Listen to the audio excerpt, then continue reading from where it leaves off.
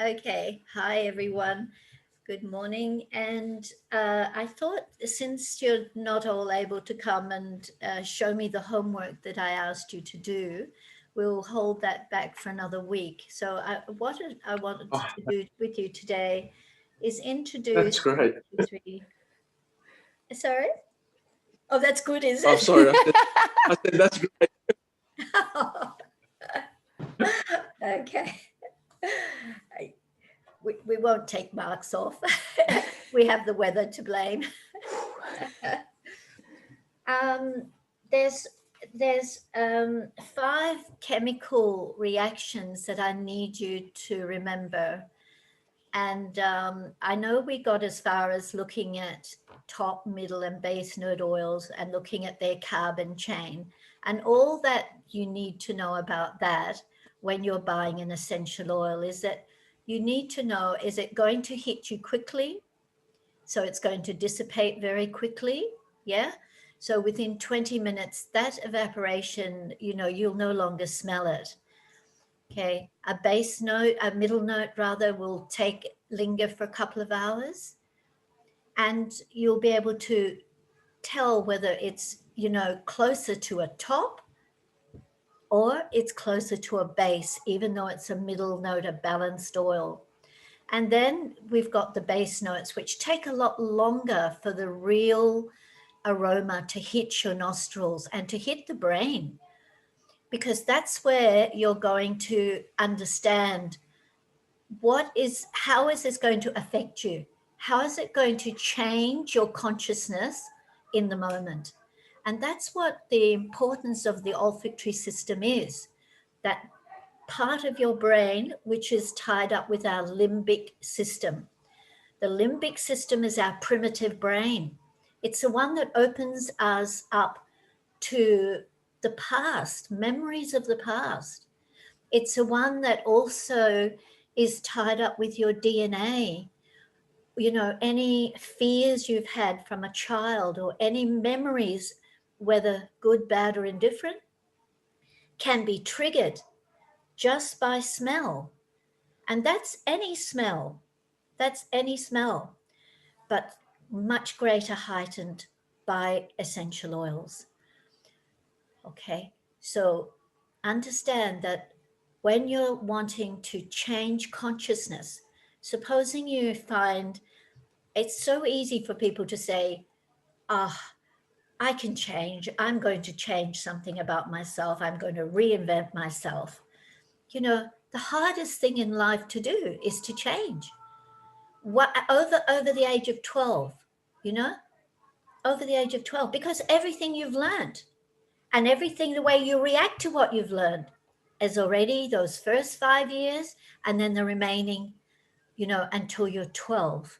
By 12, it's just added knowledge then and how you react to everything. So change in itself is very difficult for people. How can we then overcome to be able to make real change in our life? Well, we've got these little secret weapons, and one of them is aromatherapy.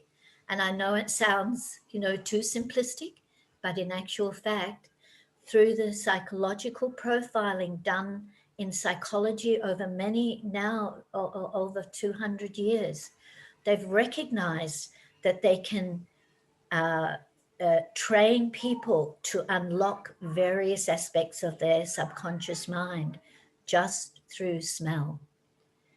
So, the example I'll give you is that in the early 1900s in Canada, one of the oh, did I tell you this before? Oh, sorry, my computer went blank. Oh, there we are. Um, in the early 1900s, there was a man professing to open people by putting, so what do you call it, putting them into a sleep on the stage. What's that called? Oh, hypnosis. He was a hypnotist, quite a famous hypnotist. And he had a huge audience because in the early parts of the 19th century, there were so many new things becoming available in understanding, like magnetic frequencies, you know, and polarity, and all sorts of, there was loads of books written on reincarnation. So people's consciousness, those who were awake, were starting to look at the possibilities of so many things. And this hypnotist thought that he could unlock the secrets of the subconscious, which were related to people's past lives. So he asked for someone in the audience to come forward so that he could hypnotize them. And there were several very educated people in that audience. But anyhow, this particular, and you know that Canada speaks both French and English, northern parts French speaking. So he called, and this young woman, she was only a teenager. Her mother pushed her forward and said, okay, see if you can hypnotize my daughter. Well, he not only was able to hypnotize her, but this girl went into a state of speaking in French, but in a French dialect which was quite old. And only one doctor in the audience understood what the girl was saying, because obviously it was in the South, the English-speaking part. This young girl had never learned French, even though, you know, Canadian does have French. And the hypnotist himself was really shocked because this girl kept going into almost a trance-like state, saying, Napoleon, you know, bastard, or, you know, like a real bastard Napoleon. And the story that this doctor then came on the stage, because everyone was in shock, that this girl was recalling a time where her mother worked in a laundry, her father was at war because Napoleon had sent all the men to war, and they were hungry, and they were always constantly being bombarded in their town with soldiers and you know, demanding attention and food and whatnot. Everyone was in shock, particularly this doctor who knew this ancient French dialect from this small place. They asked the girl and her family whether they could use her in research in one of the places in Canada. She agreed, and for the next few years, this girl became one of the talented girls able to be hypnotized. Oh, Ruth Plows. Who is Ruth? Sorry, I just went from my phone onto my laptop. I'm here. Oh, okay. Can you all hear me? Oh, yes. Oh, hi, Ruth. Hello. Apologies. Carry on. I was listening. Okay. So from that incident, stories started circulating in the newspaper about reincarnation. This girl was actually born in that time, and somehow through hypnosis, and in fact, this hypnotist used different smells in his little bottles to stimulate the senses of his different subjects when they came on stage. Okay, so this girl became famous at that time for those next few years. Well, America and Russia actually got in on looking at hypnotizing their subjects, and almost identically, a little girl was also in Russia, went through exactly the same situation, even so much as explaining about Napoleon, explaining about, you know, the horror that was happening at their time in their town. So this now became a whole new way of looking at psychology. What was going on? These two people who didn't know each other on the other side of the world were repeating identical information. And what came out of that years later was that the collective unconscious picks up the energies of each other, and those sensitive individuals who are very similar in their wavelength can take the same information. Okay, What does this mean for you? It means that you smelling something and having a deja vu, that deja vu may be something from your ancestral part, but it also may be something in the collective. What was so bad that everyone on this planet just about was horrified and went into a downtime? That was 9/11, wasn't it? It was suddenly something that everybody on our planet, because we had networking, because we now had television, and everybody could see and feel the horror that happened by that shock, a sudden shock. A similar thing happened when Lady Diana died. Everyone was grieving, regardless of what nation they were, whether they were black, white, indigenous, from the remotest parts of New Guinea. People loved Diana, and there was a shock. Well, from then on, following that, there were always these women or men who came out saying, I must have been able to talk to Diana. I've had recalling Diana and, you know, how she died and what she was feeling and blah, blah, blah. And that's because there are these sensitive individuals on the planet that can pick up energies from the collective unconscious, right? So we have racial memory from our ancestral code. We also have that primitive memory, and that's where animals come to you in dreams, and people say, oh, that's your soul animal. But we do have racial primitive memory of animalistic behavior or feelings. Some of them are healing to people in crises. People can have a dream or see a picture and become totally cured from some terrible disease or condition just by seeing an image. Okay, so these are things I'm telling you now to understand that our limbic brain, this is our primitive brain. This is the one that houses our pineal gland, our pineal or pineal, however you want to pronounce it. This is the gland that gives us mood swings, gives us cravings, gives us hormone imbalances, sleeplessness. It affects our thyroid, it affects our adrenal glands, it affects our ovaries or our gonads if you're a man, okay? So in Asian or Chinese medicine and Ayurvedic medicine, the pineal or pineal gland is the master endocrine gland. Western medicine till today still count the pituitary gland as the master endocrine gland. But it's actually the pineal. The pineal is smaller, and in yogi practice, they call this the third eye. Yeah, the unlocking of the third eye. That's because they also want to get into that part of the brain and unlock consciousness so that they can attain greater grace or insights or inspirations. So it's a very important gland that we don't abuse it and by overuse, by smell. Oh yeah, try this, try that. Yeah. So now we get back, and how do we bring all this together?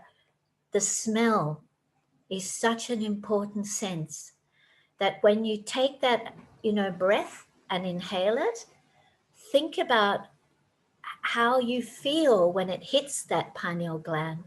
What consciousness then alerts you? What comes to your mind? So as I said right from the beginning, change then is able to occur when you then reprogram the cells through the pineal gland to make those changes.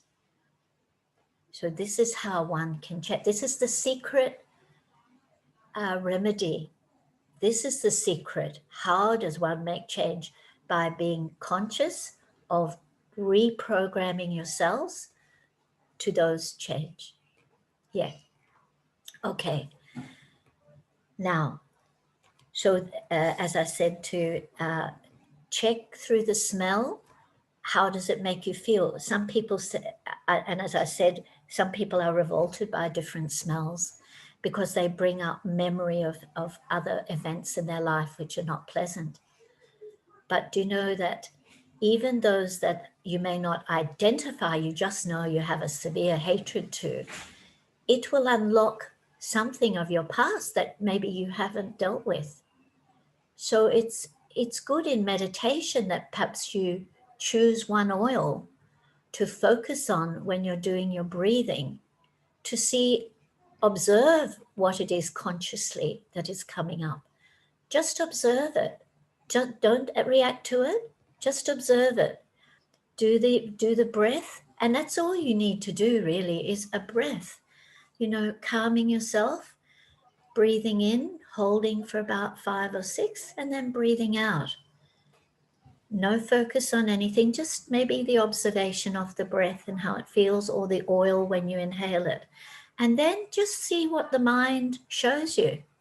So these are the consciousness effects that you'll be able to see as you start to trigger memory and primitive reaction, pineal reaction from the pineal gland. Yeah.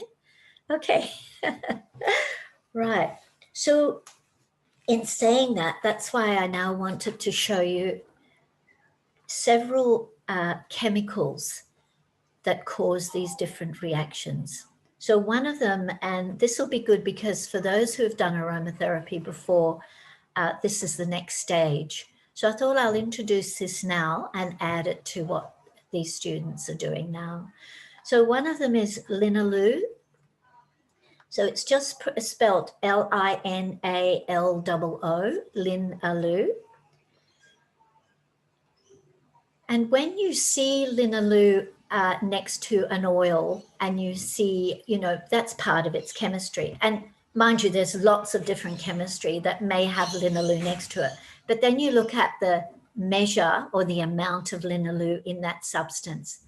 And you know that that particular oil is going to be for relaxation. So you'll know that this is just to reduce inflammation and relax your body. So there are many types of linalool, many types of, the more common ones for you guys to learn are the lavender augustifolia, bergamot, clary sage.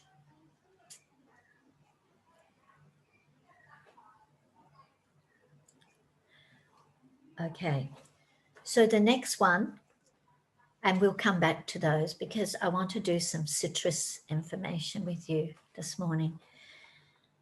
So a linalool in itself, you'll find that when I mentioned augustifolia with lavender, because there are several species of lavender, yeah, there's more than several actually, because now there's a lot of hybrid ones, yeah, and they'll have a different chemical formula attached to them. Linalool is the French lavender, the original French balancing, and can go with just about anything, lavender. The Australian lavender is not quite the same in its chemistry. Yeah, so just to say that, yeah, there's more what we call cineol in the Australian lavender. So cineol is spelled C-I-N-E-O-L-E,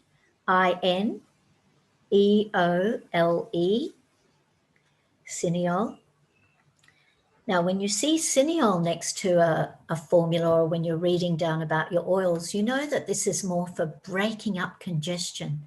So I would use a cineol more in decongestant for respiratory problems. If someone's coughing, someone's got sinus, you know, phlegm, a lot of phlegm, even lymphatic congestion. You want things that are stagnant to be broken up. So I would use more oils that contain a higher cineol content.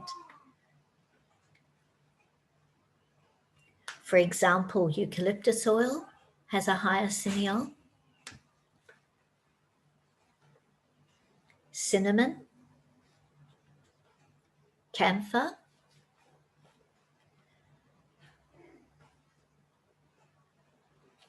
Right, they're just the common ones for now. Okay, I don't want to give you too many because when you go through your book, you'll also see them. Now, the next chemical is called citral, C-I-T-R-A-L.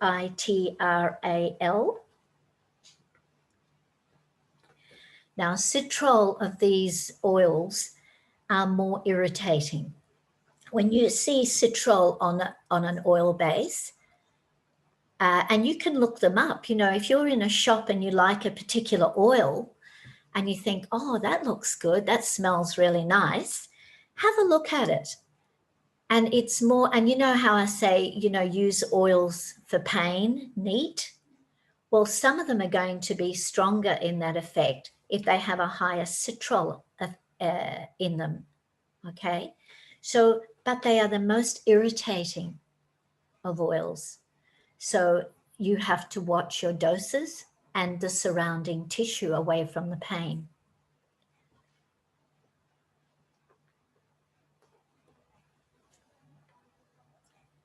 So these are Melissa, the oil of Melissa,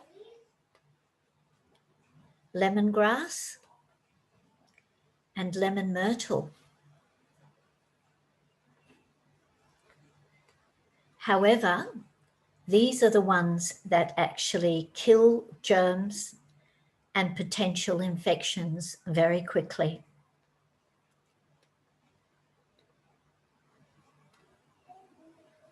Mostly in the study of aromatherapy, they do recommend that citral oils are 1 in 4, not 1 in 2, especially if you're putting them together for people who are prone to infections.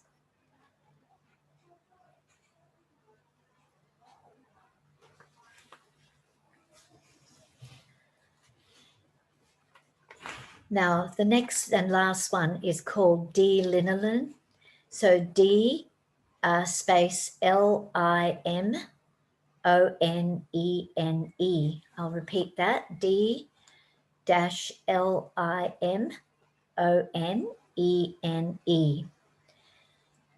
Okay, and these are oils which are fantastic when you're studying, so they're great in a teaching room. And they're good for energy and maintaining energy and boosting your energy.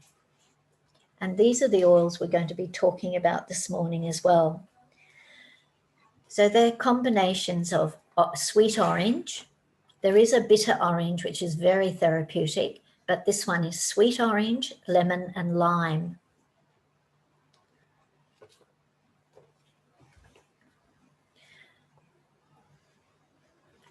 So when you see limonene next to an oil, you'll think, yes, energy. I need energy. Quick, give me a boost of energy. So you can actually get the oil, you know, the little lemon or lime oil, and just take some puffs. Mind you, peppermint seems to do that for a lot of people too, you know, because it's one of those top note oils that just hits you so fast. Okay, but these ones are more sustaining to that energy. And so lemon, I'm going to start with reading you a little bit about lemon and all its wonderful advantages to having it in the home. It's also the one oil that was used in the hospitals, especially when I went to the aromatherapy conference in 1991. It was the very first world conference of aromatherapy, and it was put on by the Tisserand people in England. You may have heard of Maggie Tisserand. She was a very famous businesswoman as well, aromatherapist, but she brought in so many of the doctors who had written books about aromatherapy and had used it in their practices for years. And France, by the way, I don't know if I told you last week, but France is the only country in the world where you actually can get aromatherapy on their healthcare, like on the Medicare. Yeah, it's all covered. No other country does that. England did do that for a while, but they've stopped now and it's not on their public health services. You have to pay for it.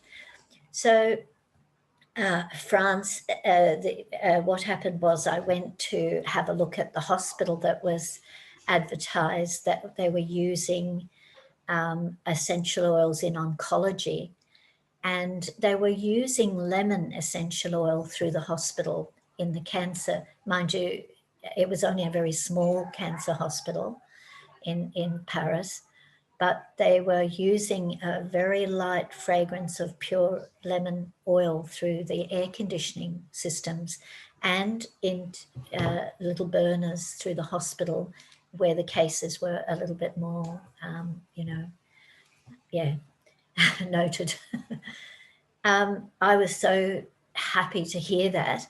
And when to know, because I at that time had already been letting school teachers know to use it in the classroom with children because it prevents viruses and bacteria and germs, and it keeps the air nice and clear, so that kids don't get sick as often, with sore throats and whatnot, because they're picking up everything these days in the schools, including the teachers. And I was always recommending lemon oil for that. And also perhaps because I'd already read enough information on it to know how valuable it was. But at the conference, we had a huge contingent come from Japan.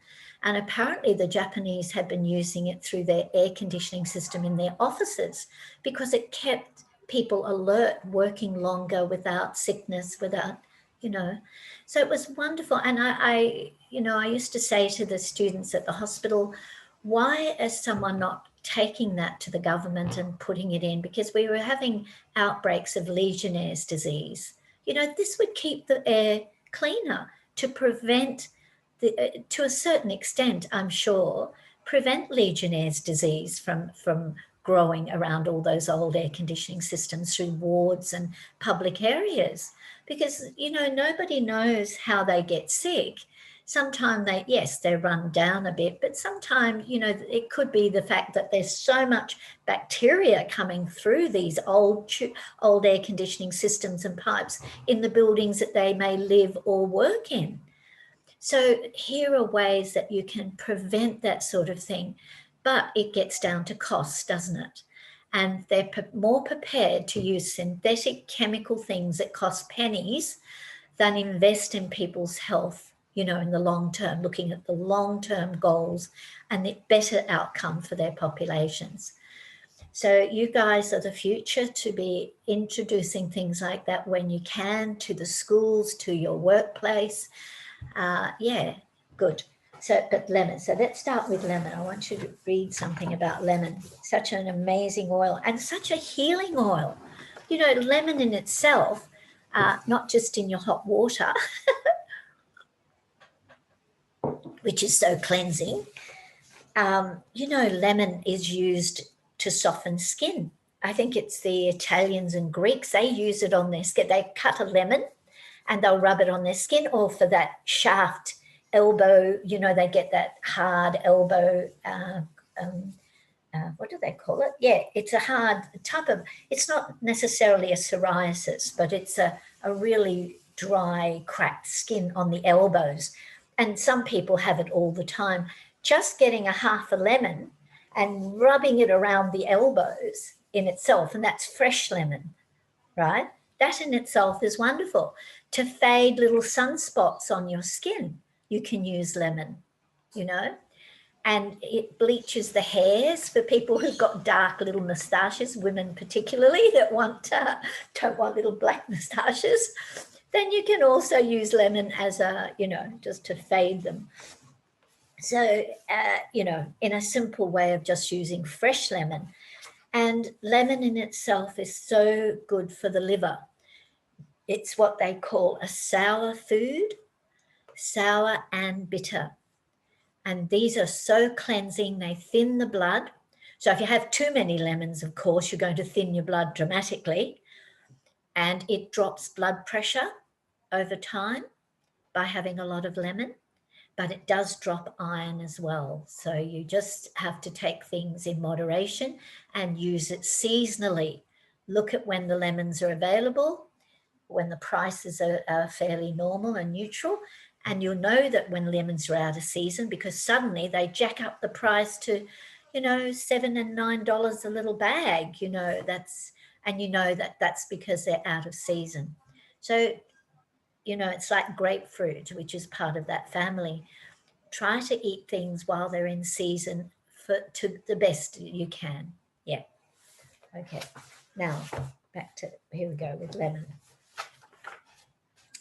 So let me just, that was for the, yeah, here it is here. Yeah. Okay, I'm not going to go through everything with it, but I just wanted to read some of the things that I've been highlighting for years about it. So lemon oil is an essential oil with high vibration. So particularly to lift the spirits, especially when one may be feeling mentally fatigued or psychological heaviness. It mostly stimulates the mind, increasing concentration and the ability to memorize. And that's another thing about the color yellow. The color yellow is what stimulates the neurons for the brain. Children who are taken outside to read have better concentration and ability to absorb information rather than being indoors. So being out in the sunlight reading a book, you know, of course you're not going to be in full sun of day, but, you know, to have that natural light and those sun's rays are fantastic for stimulating the mind.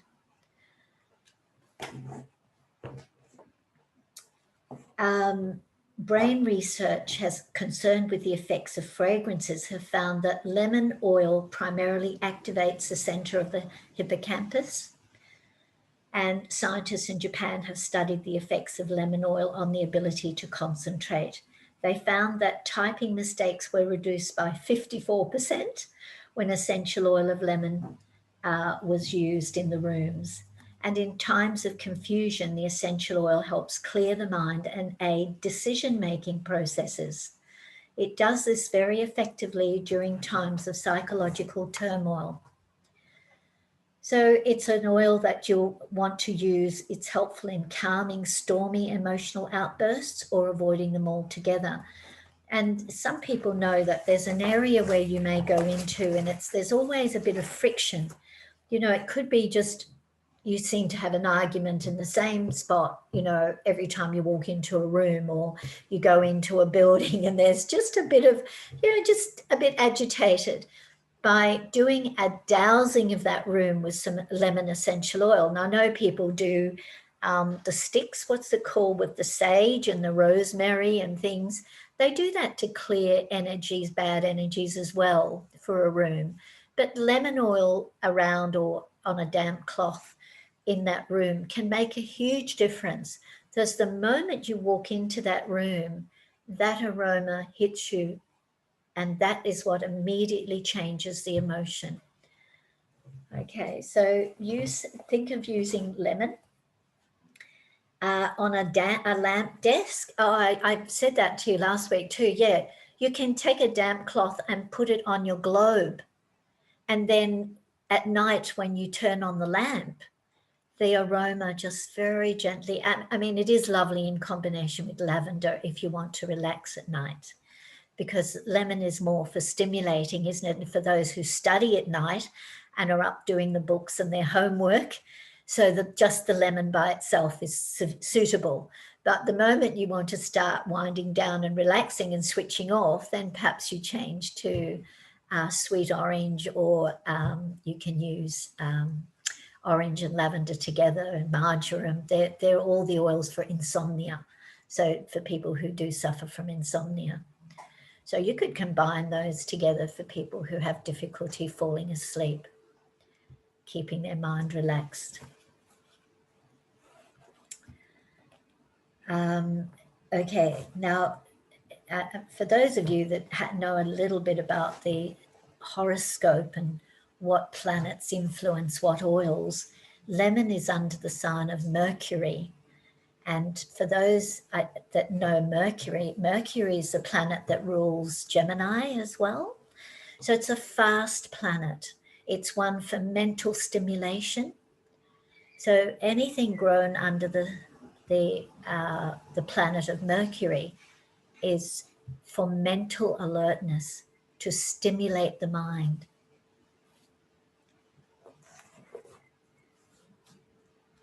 Great for communication. Right. I won't go into all of the other with it, but okay. So lemon oil in itself, it has high antibacterial properties. The vapor of the oil kills meningococcus germs. Typhus germs may be killed in less than an hour. Now you need to see this. This was done in research. Typhus germs, not vaccinations, not chemicals pumped into your body, just lemon essential oil. Kills the meningococcus germs, kills the typhus germs. Germs causing pneumonia in 3 to 4 hours are killed with lemon essential oil. Staphylococcus germs in 5 minutes. How many children lose limbs due to meningococcus? And they pump them full of steroids and full of antibiotics, and it still doesn't save them. Or, they become very, affected by this condition. If they knew this type of information, and yet this information is here. This is done in research through laboratories. They're done in trials all the time. Who's looking at it? Who's reading this information? So for children, if you think children are, stomping around in old, dams and, bush, in between cow dung and, beetles and all sorts of, natural things, but easy to get infections if they've got cuts on their skin, they can get the meningococcus as well. Just putting some lemon oil in their bath with, say, a cup of full cream milk, because you need the oil in the milk, yeah, so that they don't slip in the bath, but you've got that going into their skin, going in through their skin into their body. So this is a wonderful way to prevent them from getting these things. Typhus germs may be killed in less than an hour. And yes, Staphylococcus, I told you, in 5 minutes. Its antiseptic properties will last for 20 days. It is perfect for destroying airborne germs in hospital rooms, waiting rooms, and schools. The essential oil is particularly effective when used in aromatic lamps and diffusers. In England, where aromatherapy is extensively used in hospitals, well, it was, I'm not sure that it is now. The last few times I did go to England for conferences, there was less and less talk of it. In fact, Scotland had a bit more than England by that stage, but of course I didn't go everywhere. So, and I speak to the people who are working in those hospitals, because I have a lot of those students, or I did have a lot of those students. So, they would give me information and keep me up to date with different things. And nowadays it's just all done on, Facebook. Yeah. All right. So, so very particularly, and this is how it was used in France too, the particular neutralizing unpleasant body odors of patients suffering from cancer. It's psychologically strengthening in usually depressed and fearful people. And this is where it's so important today, because most of, I think 60% of the population are fearful that they're going to get and die from this coronavirus. And this needs to be, used around, maybe on, if you're wearing a mask because you're forced to wear a mask, then you can use a few drops of lemon essential oil around that mask. You can carry tissues with lemon oil on it and wave it around when you're in crowds, and you're helping your neighbor as you're helping yourself, As I said to you, I with the teachers in the school, I taught them that when you've got a very unruly child who just won't settle, to put the oil on your hand and don't say anything and just walk up and pat them on the hair and say, and how are you going? You can't seem to settle today, little Johnny, blah, blah, blah. Well, you could do that with oils. You could do that with the lemon oil. You could do that with, other oils too, in order to help your environment. If parents are not going to be able to afford to have an oil burner in the classroom of where your children attend, because I have spoken to teachers to bring it up at P&T meetings, ask for the school to introduce it to keep the diseases down and keep things down. Well, you've no idea of how many rules and regulations then come into it. What if a child burns themselves? What if they put it near their eye? What if the candle, if it happens to be a candle oil burner, blows? We don't have liability. There's no insurance. Parents won't sign. Did the doctor agree? So, at the end of the day, you got to do your own thing. And you've got to give from your heart. So waving a handkerchief around on a plane or a train or a bus, as you're, so-called managing yourself, you're consciously sending that out to everyone around you. So your heart's filled with love because you're helping them. Aren't you kind?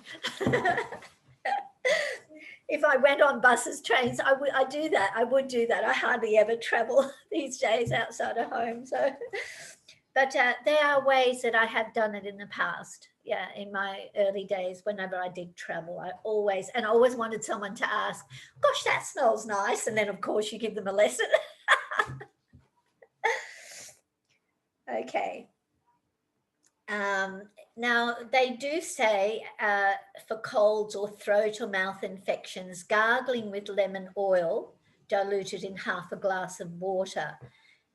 They do say to take it with some propolis tincture, but I don't recommend you ingesting it at all. So we're talking now, if you're going to use it, you could use it as a gargle.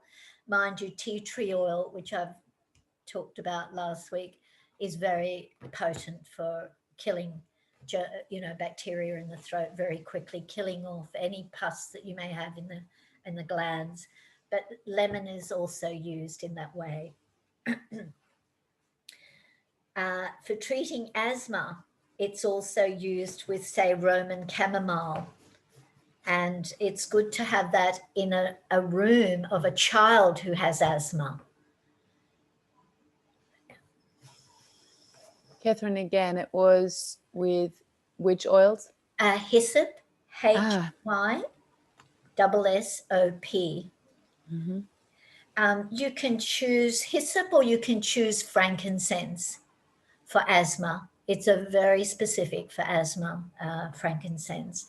You can combine with Roman chamomile and with lemon essential oil.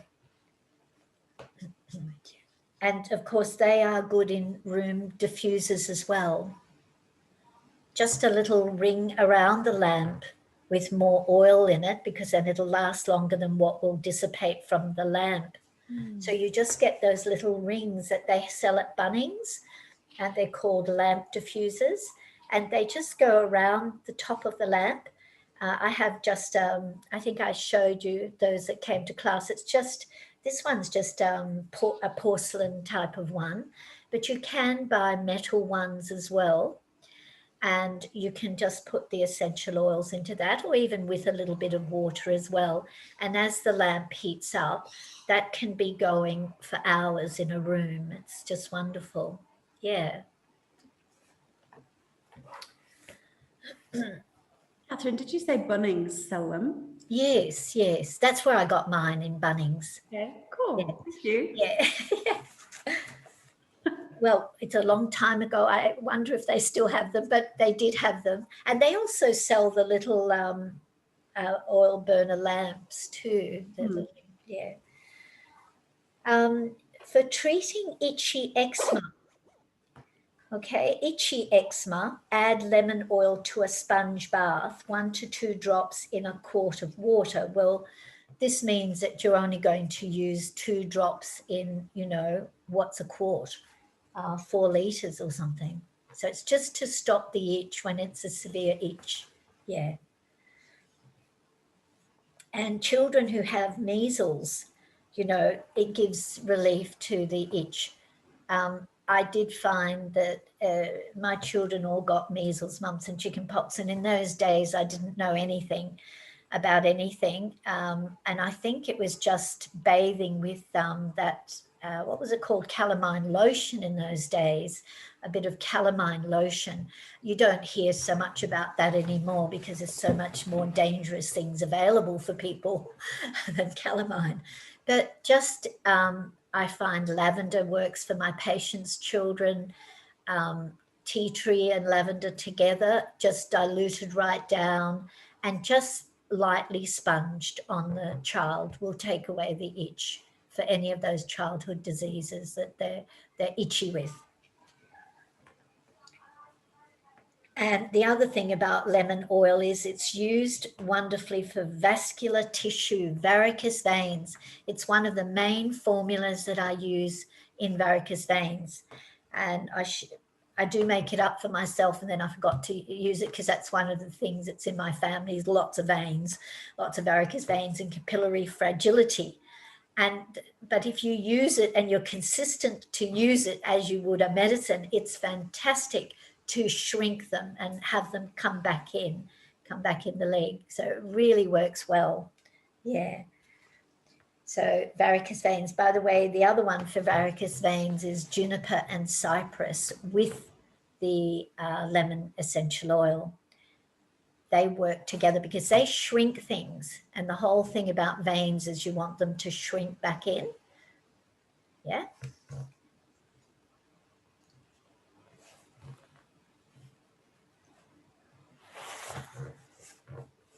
And the other thing it's good for treating is anemia. Now, I just told you that if you have too many lemons, yes, it can pull your iron down and you can become anemic. But lemon oil is not the same. So you can use it in anemia by using it in a massage blend on the body. And do you know, I would be using it with eucalyptus because eucalyptus also improves red blood formation. They're not the commonly known things for that. You think of eucalyptus just for the respiratory system, for a cold or a cough, but in fact, it can be used in so many other ways. The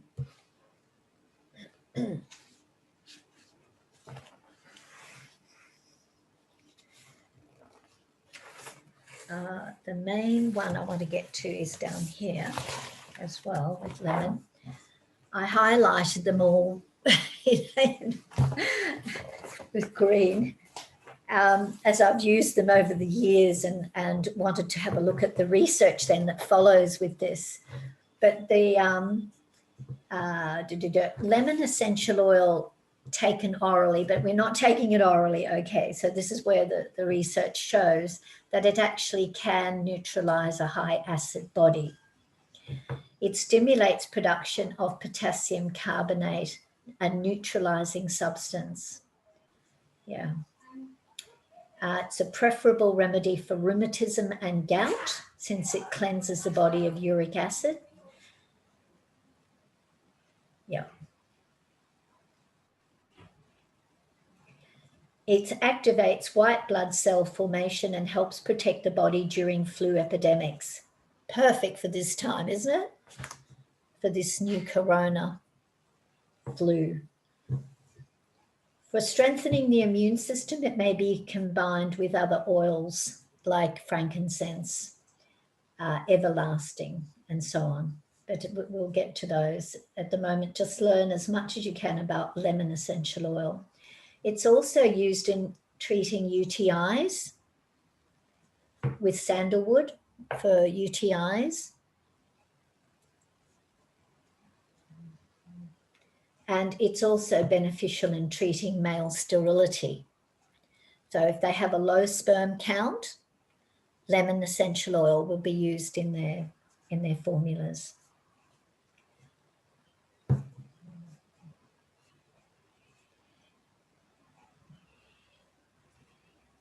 And the other thing it does is it's a hemostatic, it stops bleeding. So if you happen to be bleeding to death by the side of the road after an accident, what do you need? Lemon. Actually, lemons in themselves stop bleeding. I used to make jokes as that the ambulance arrives and the lemons come crashing out of the ambulance as you pour it all over the open wounds, stinging the patient. However, immediately congealing and stopping the bleeding, because that's what lemon does as a lemon fruit and as a lemon oil. So there, it's a hemostatic. Fantastic. And I know most people get scared thinking, oh, it's going to sting, it's going to sting. Well, a sting goes away in a minute. You want to stop what's more dangerous, and that's the continual bleeding to death, particularly if it happens to be on their wrists, you know. And they won't get that way if you give them lemon oil for a while. They won't become so, you know, wanting to end it all because it just opens them up to a better consciousness. And had they happened to have done it, well, use the oil as well for that,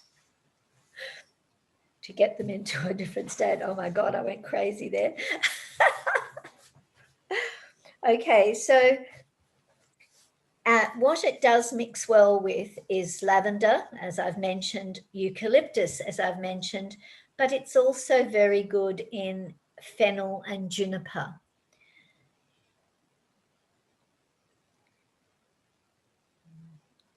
And this is because those ones that I've just mentioned to you are a very similar content to the citrus. So synergistically, they're a very good balance for this. So lavender, pine is another one. Cedar is another one. Eucalyptus, fennel, and juniper. As I said, it's a mercury oil, but it's also yang. If for those of you that know yin and yang, it's a yang oil in that, yeah.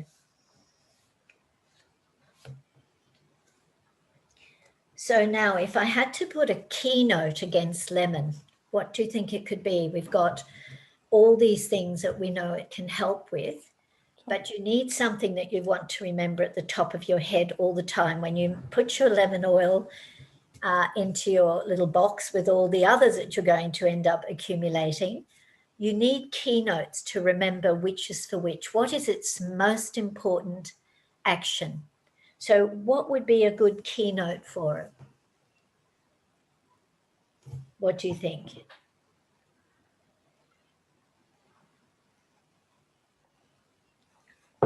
Come on, guys. You've just heard lots of attributes to the lemon oil. Does everything, can be used for lots of stuff. It's just a go-to, isn't it? It is a go-to. Clarity. Beg your pardon? Clarity. It's giving your mind clarity. It cleans the air. Yes, very good. It cleans the blood. It cleans. Yes. It's a cleanser. It's a cleanser. So that's a good keynote. Clarity of mind and a cleanser. Varicose veins is another one because it is a very good specific, and also male fertility. Which one was that? Male fertility. No, which oil? Varicose veins. Yeah, okay. Yeah.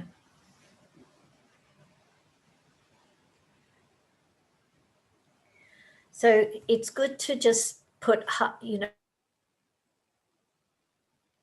I know that when you're doing your notes, you need some highlights, because as you learn about the different oils, you know, after a while you forget which one did she say for this, which one was that.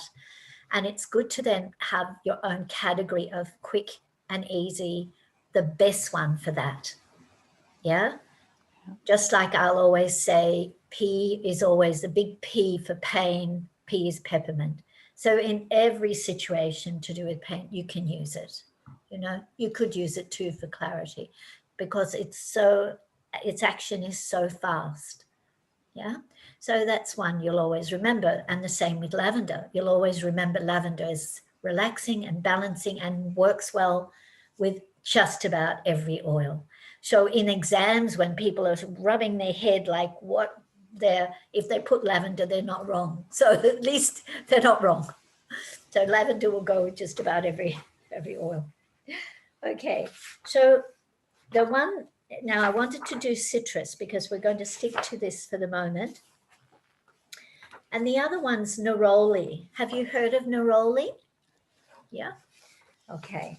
Neroli is one of those very expensive absolutes that normally is sold as 3% in jojoba because it is a very expensive oil.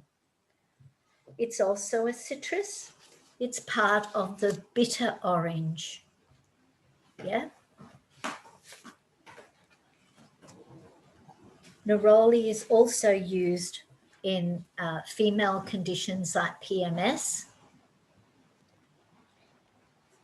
for headaches, nervous heart, tachycardia.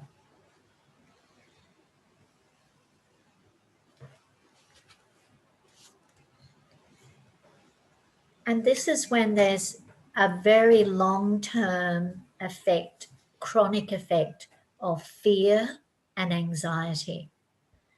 When they've had shocks in the past and they can't seem to get over it, they keep coming back to it years later. It's also sometimes a feeling of hopelessness, depression, anxiety, fear, where ultimately it goes on to cause heart problems, where their heart will weaken or become irregular.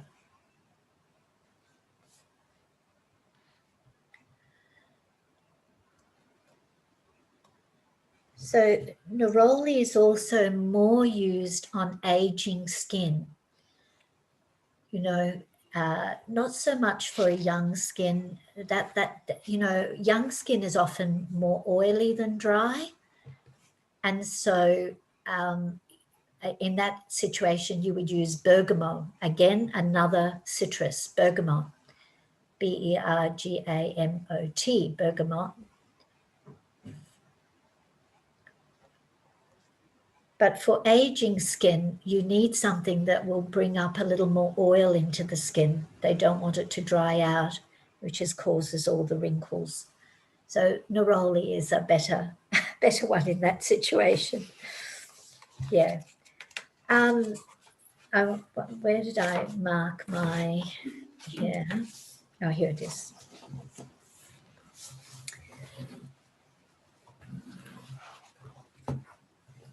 The sweet scent of neroli reaches deep into the soul to stabilize and regenerate.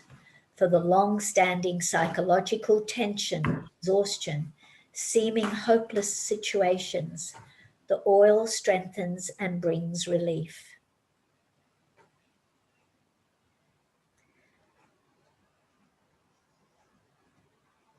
Wow. Excuse me, Catherine. Yes. So how do you use it for aging skin? You will use it on the skin because it's in 3%. So it has jojoba oil. So you can use it neat on the skin. Yeah. Yes. So you don't mix it with carrier oil anymore? You don't need to, no.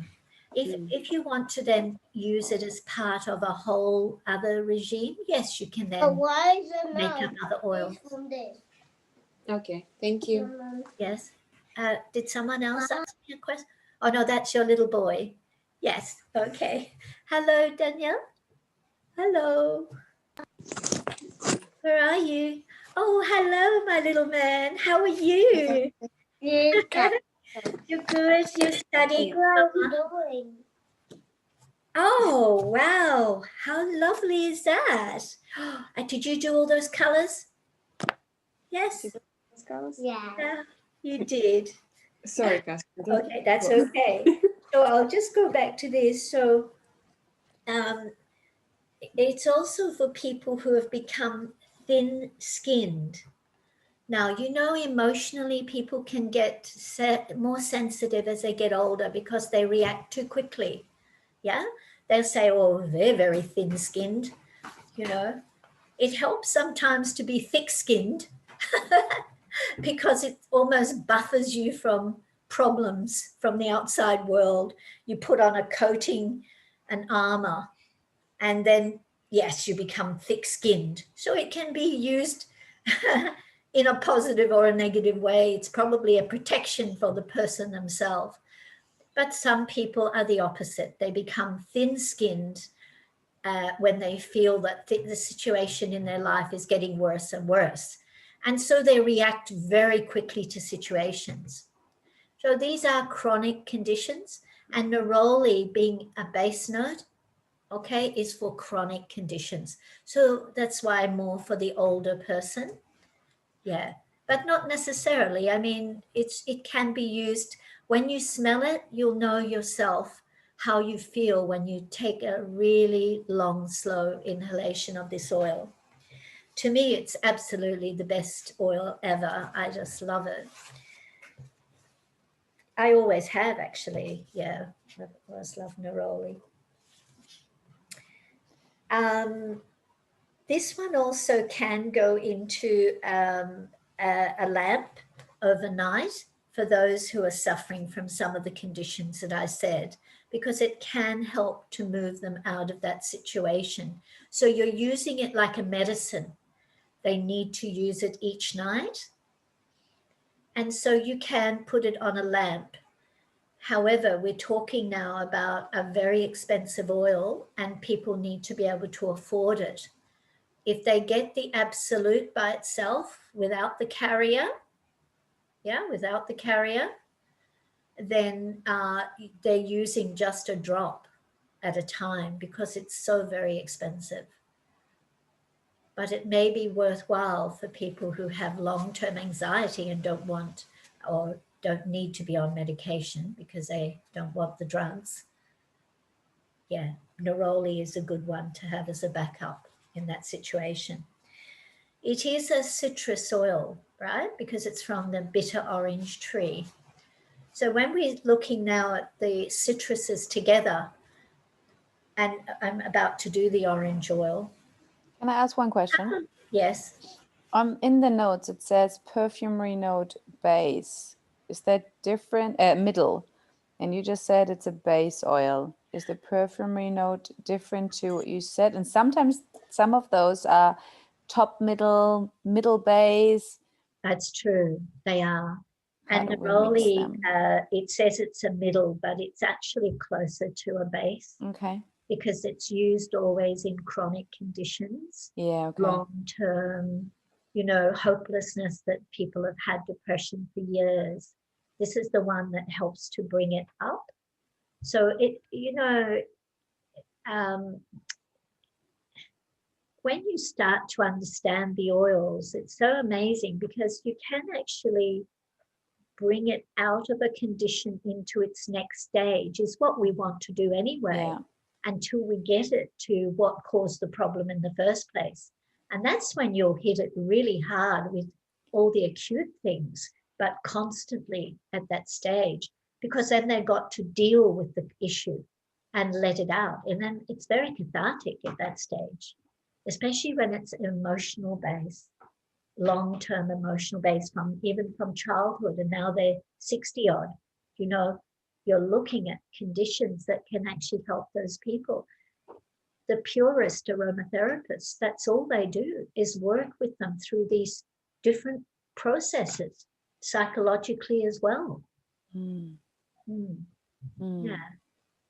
So, most of you initially are going to use it in a very cosmetic sense, really, just for the aesthetics of your home, to make your home lovely and so on.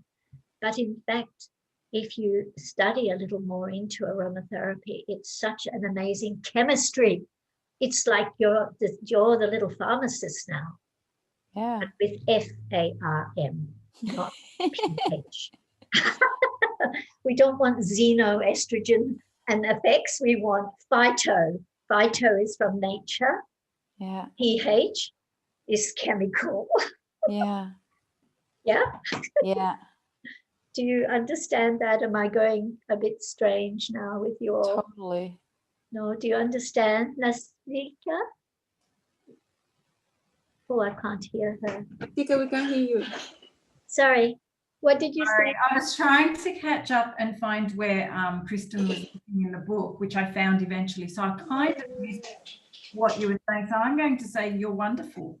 Oh, no. Aren't you sweet? Thank you very much. You're also very kind. I'm not your regular type teacher because I like to draw on what I've learned through my patients as well, and my world, the way I've done things in my world, and how I've been able to see them come to fruition. And so often it is stories, because they were the teachers. The stories were the people who showed me how they could make change. The one that I want to do now is orange oil, and that's where I am preparing you for the story, because there was a young girl, and I think, Melinda, you've heard this before when you did the course in the past, but she was an Irish family, very strict Catholic Irish family. And this girl had never had a boyfriend. She was, I think she must, when I got to see her, she was probably about already 22. So, but when she left school, she was able to travel to Australia with a group of young Catholic children. And then they went from Australia to Indonesia as a missionary type of thing, exchange program for young people to see where they want to go in life. So it was organized through their local parish in Ireland. This girl, obviously the Australian girl that this girl met, she was so dynamic and a real outdoor Aussie type of girl. And this young Irish girl fell in love with her. She couldn't believe that this girl could be so dynamic, and she influenced this girl to stand up and be, dynamic and sort of go trekking in the forest in Indonesia and do the things that she was always housebound, very protected by her family. And so this girl said she fell in love with this young girl and came back to Australia and did not want to return to Ireland. So her parents and brother arrived in Australia, and she was a relative of one of my patients. So they brought her to see me, because now the girl said to them, I'm in love with this girl and I don't want to return to Ireland. I want to stay to be close to this girl. Now, this Australian girl was not gay. She had no association with this girl apart from being a group leader at this youth camp thing where they all went. But this young girl had in her heart that she was in love with this girl, and so wanted to follow this girl everywhere she went and whatever she did. The mother was beside herself. First of all, how evil it was to think that she could fall in love with blah, blah, blah, blah, blah, blah, and so on. So they were desperate to bring their daughter back to Ireland, and she was not going to leave. She would run away if they forced her. So they all remained with this relative in Australia for so many months. And during that time, she came to see me twice, and I spoke to the girl by herself. The girl was still a virgin. She'd never been out with a boy. She had never been kissed by a boy, but she felt that, and she began, her mother told me she didn't do this in Ireland, but she began cutting her hair like a boy, wearing shorts, and I think probably mimicking her older, the mentor that she was following at their group. So she started to behave as she would probably be a boy and take a male role in this relationship, which she was hoping to happen. But she told me that this girl was not giving her any attention, but the less attention she gave her, the more this girl wanted to have her in her life. So I explained to her that she may not be gay, but she will know how to bring it out if she honestly is gay. Let's work with oils. Now, this girl would not take a tablet or a herb or anything. So I only had the oils to work with. So she was my greatest teacher in this situation. I used a combination of sandalwood and orange and lavender together. And she had to use it every night around her bed. She had to use it as a perfume. And she then had to just sniff orange oil all throughout the day, but not wear it during the day because orange is also photosensitive, right? So she had to sniff it. Now, within those next few weeks, the girl actually used to come and started to come and see me. I think she came first twice, and then she sort of would pop in and talk to me. I was in Sydney then, and she was not too far away. And she said she actually started to feel a little different, but she was very emotional. And I knew orange oil in itself brings things to the surface and they start to become emotional. So she starts crying more. She starts expressing her feelings more. And you know what it was actually in her outbursts? Her mother never cuddled her or kissed her. She was very strict. And this girl desperately needed a mother's love, a mother's attention. And this group leader obviously was a good leader, but she must have been quite gentle as well, because this girl was just adoring her. She agreed to go back to Ireland for a holiday and then come back to Australia, because her parents said, okay, if you come back to Ireland with us, we'll let you return to Australia, a few months later, should Auntie want you and put up with you again and blah, blah. Okay, so it was all this sort of thing going on. I asked her, I made her a bottle of oil to take, and I asked her to promise me that she would use it.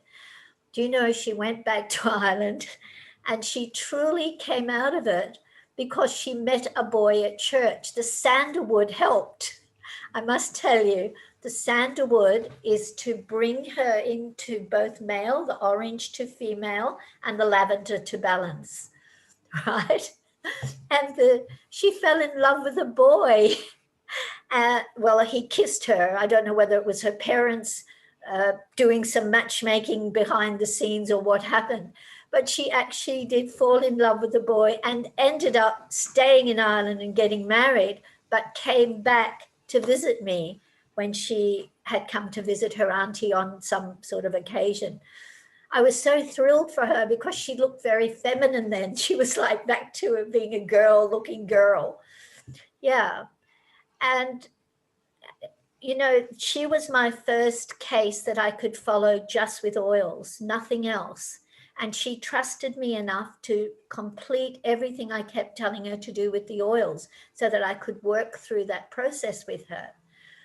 It was after that I started using it for people in my classroom, because people would talk about their conditions or problems.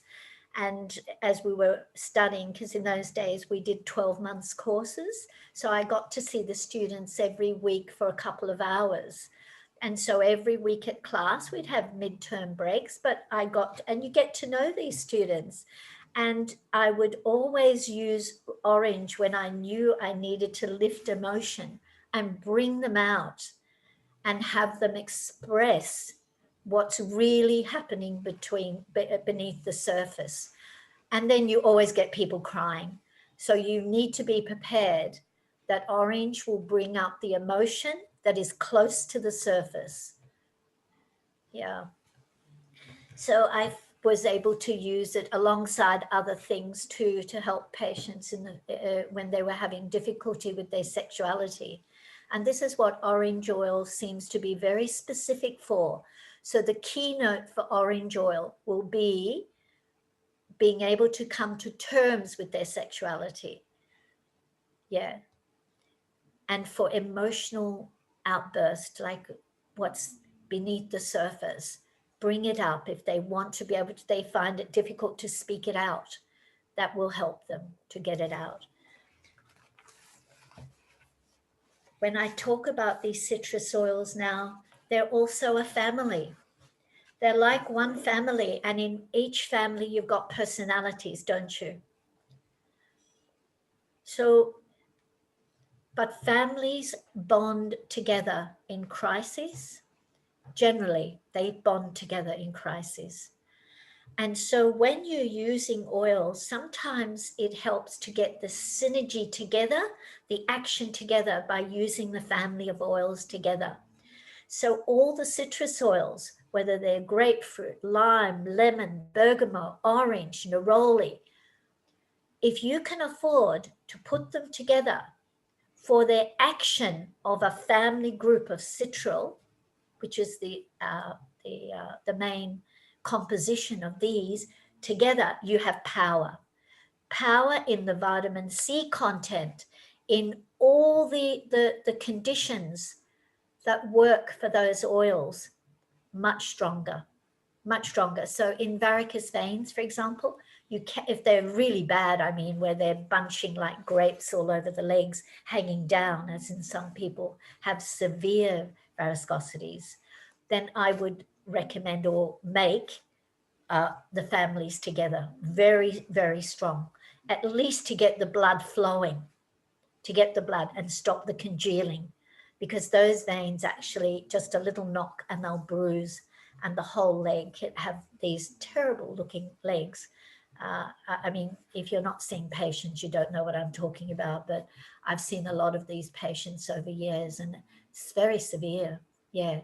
So these oils work really well in those situations, but we're talking to on the emotional side.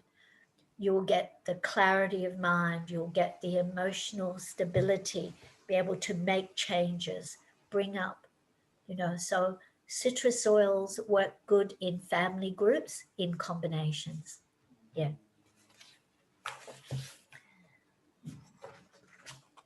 One question with regards to the mix you mentioned. You said sandalwood, orange, and lavender. Was the Yes. sandalwood to bring out the masculine side? Yes. Okay. Yes.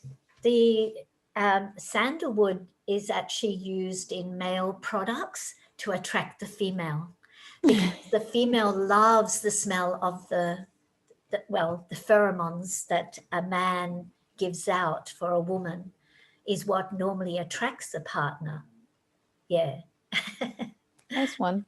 And, sandalwood by itself in a classroom, you'll always get a student who gets real horny when she's got sandalwood and talk about it. Oh my God. Oh, I had a Jehovah's Witness patient. She was a lovely, lovely lady, but, very prim and proper. They are, because they're very dedicated, young, caring people.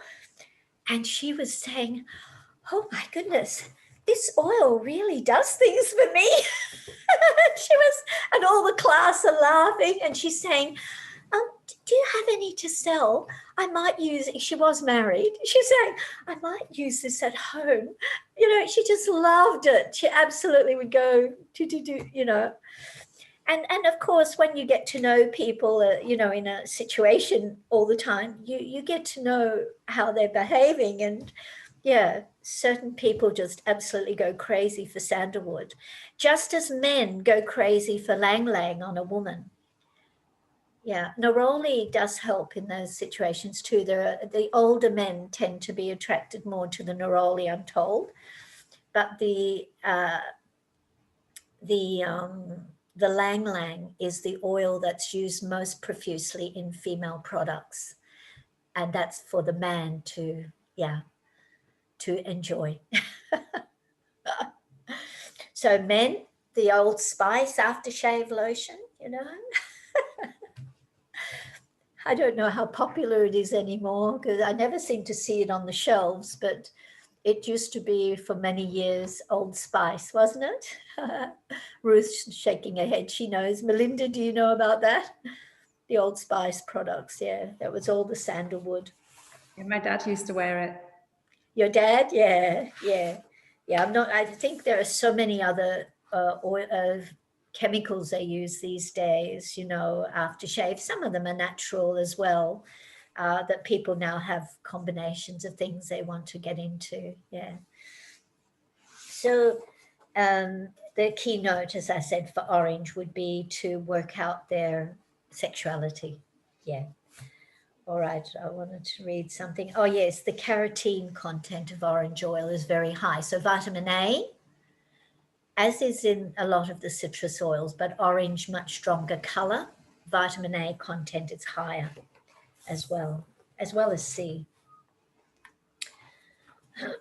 It's also beneficial for acne-prone skin conditions.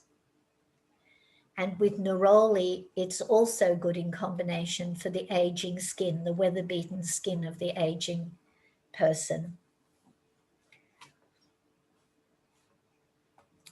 And for those who feel the cold more, orange is a good one because it warms the skin. Yeah.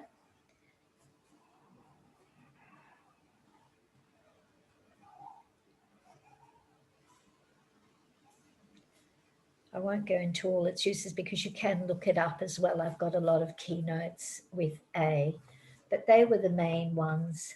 What are the main difference between sweet orange, bitter orange, wild orange? Yes, there is differences. The neroli is nuances or orange, more expensive for the neroli, the bitter orange.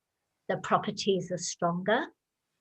Yeah, their content is much stronger. If you had a choice and you could afford neroli, then you would have neroli. But sweet orange is the one that's more to do with that emotional, that you want to bring to, because it is when they're close to the surface. Neroli is more deep-seated, chronic, long-term. okay, so there is someone like you would start potentially with neroli and then eventually get into orange. You could, yes. Or you mix it it together. Bring it up, yes, or blend it together. Yeah. Yeah. Okay. So And the wild orange, Catherine? Beg your pardon? The wild orange? Yes, wild orange is, I'm not sure because it's according to the family group of the wild orange, because orange blossoms can, fertilize, everywhere. And I don't know the chemistry of those, Okay. where you get that. Yeah, I'd have to know what genus it is, what plant it is. Yeah. Yeah, that makes sense. Yeah. Yeah. So it says here, let me just go back to this one. It says the essential oil of the orange is sweet, warm, sensuous, radiant, and alive. The oil is wonderful to use when we take everything too seriously and forget how to laugh. When we feel tense, nervous, withdrawn, it will convey happiness and warmth and lightheartedness.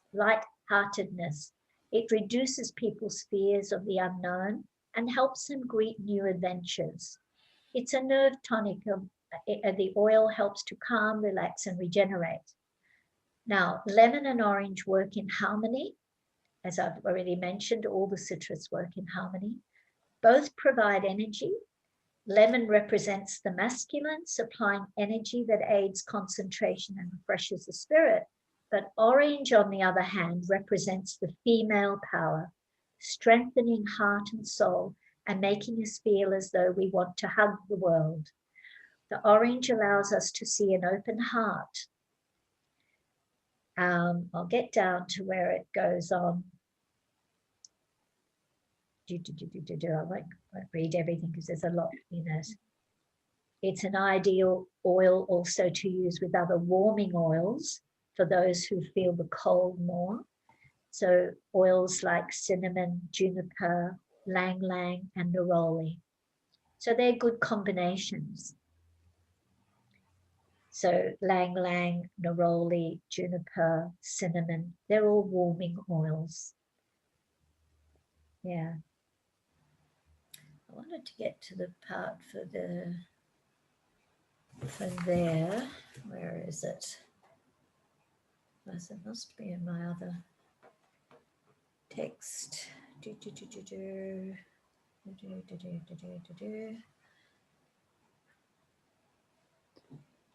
ones that the orange oil that are most revered are the ones that come from Sicily.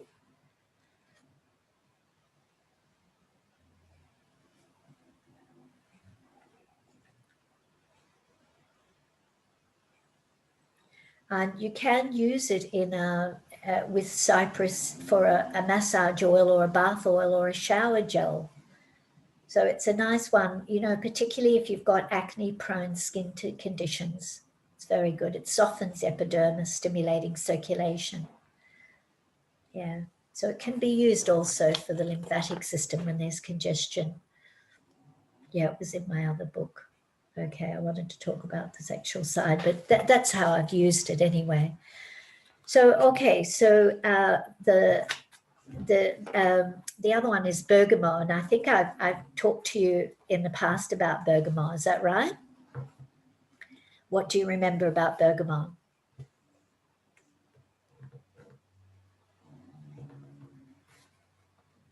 No? Anyone? From stress? Excuse me, also for stress? Yeah.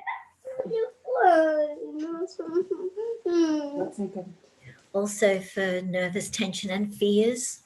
Yeah, for depression. It's one of the keynotes for depression. Bergamot then in combination, as we're saying, with these other oils, because they are still a citrus, right? I read it So- in Earl Grey tea as well. Sorry? I read that bergamot is in Earl Grey tea. Yes, it is. Yes, the leaves. Yeah, that's right. Yeah. It's also Calabrian across from Sicily. So it grows around the Ivory Coast, they call it. It's also mildly yang. So it's mildly warming to the body. Yeah. Now, my main notes, which I did make a note here.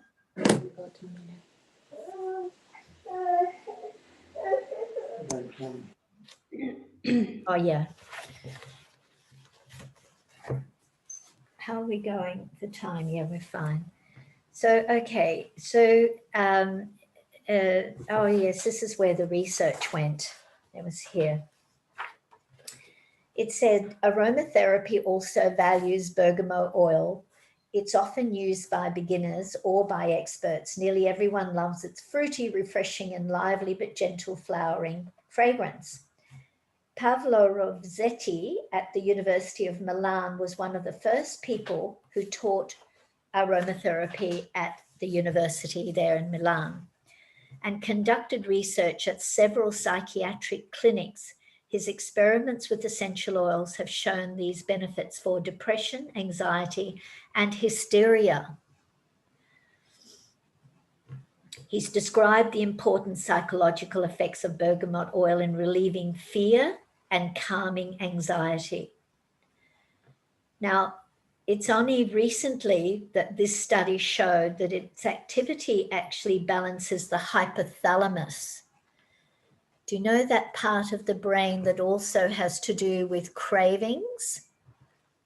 You know, like obsessive compulsive behavior or ADHD, ADD, ADHD, people with, what do they call it?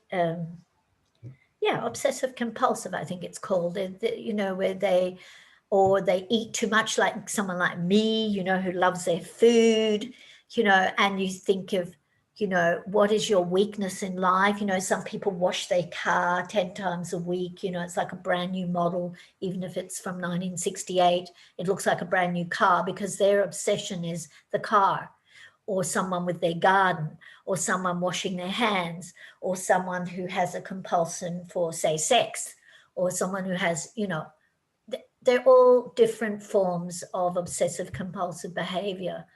And this one was done in a study for these sort of things. And they found it was the activity of the hypothalamus that helped to stabilize these influences on the brain. They used it better in combination with rosemary, lemongrass, and lemongrass, sorry, in that situation. So it was using bergamot, rosemary, and lemongrass. I've never used lemongrass for emotional problems, more physical, but anyway, this was the study that they did and found that it helped to balance those parts of those activities in that part of the brain by stabilizing that part of the brain. Okay. There's a lot more to it. It also was used to help people quit smoking. There are the other oil that I've used to help people quit smoking, apart from peppermint, which you've all done in the trial with me, most of you have done. Hello, Daniel.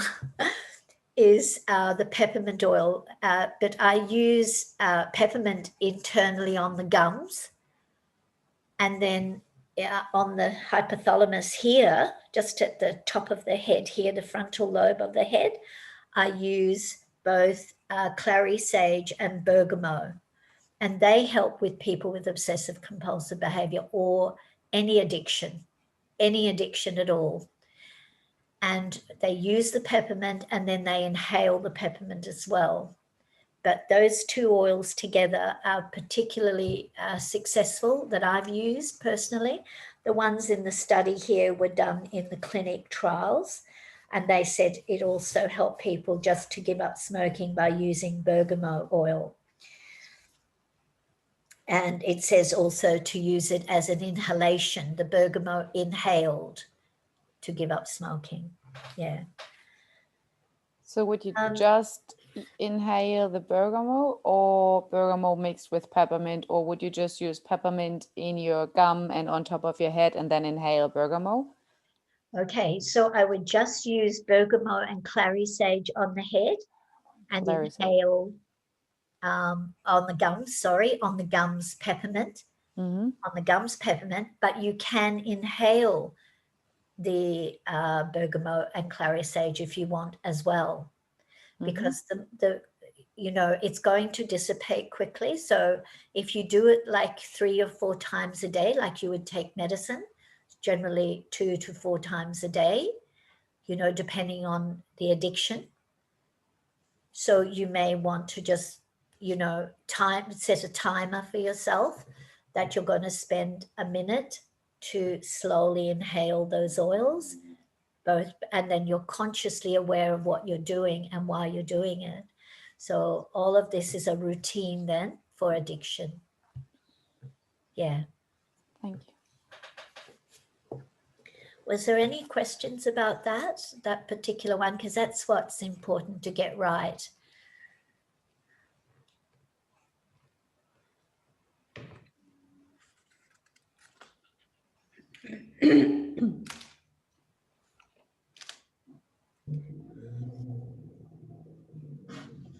That's a beautiful way of quitting smoking. Yeah. Bergamot is a very well used oil in just about everything you can mix it with. And not only just in what this author has said and the way she's used it with lavender, neroli, petitgrain, that's another one which is also a citrus. And then she's used it with rose and cedar and marjoram. And for people to balance them more, she said they've tried it with cypress and immortelle, which is everlasting, and yarrow and frankincense and pine. So there are many ways of using it. I think the study that Robert Tisserand did illustrates aromatherapy's diverse possibility with this example of bergamot, and a repertoire of 25 essential oils were available, and 2 or 4 of those were combined at once. 15,000 different products could be created. Just putting 2 to 4 oils together, you have 15,000 that could be made. And this is what I was saying about doTERRA. doTERRA, how do they break down the chemistry to make so many other oils and make money from it as a business? And because they understand the chemistry of these and they know how to do that. And that's what makes their money, because they're making different aromas and combinations as well from just a couple of oils. Because when you, and it is all about the chemistry when you start to understand. At the moment, just learn these the best you can. And then for those of you that want to study a little more intensely, you can take that on step by step. Yeah. Okay, so the oil is also effective against Staphylococcus, Gonococcus, and Meningococcus, as well as diphtheria and other infectious bacillus. For mouth infections, the oil can be used as a mouthwash as well, or for skin infections. It can be used also in a steamer for respiratory infections. And bergamot you don't normally think to use as an inhalant, because, I mean, unless you're just sniffing it for obsessive compulsive behavior, but as an inhalant or an infuser with, eucalyptus, for example, for lung problems. But bergamot can be used in that way as well. Yeah.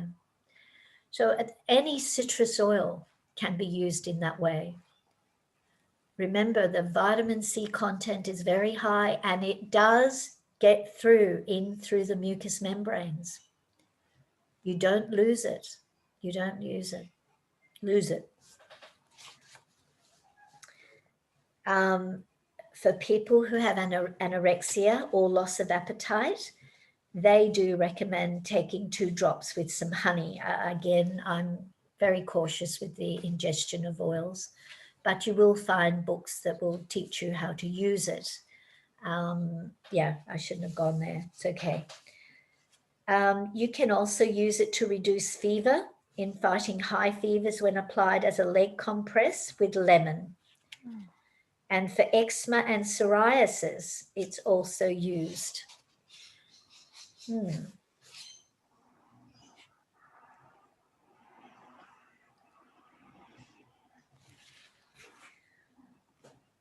Okay, the one here, the culinary one. Oh no, I'm not going to teach you that one, because I was teaching my students in the advanced class of how to make their own cake mix with using the orange and the bergamot. It's very nice in cooking, if you're making cakes and biscuits.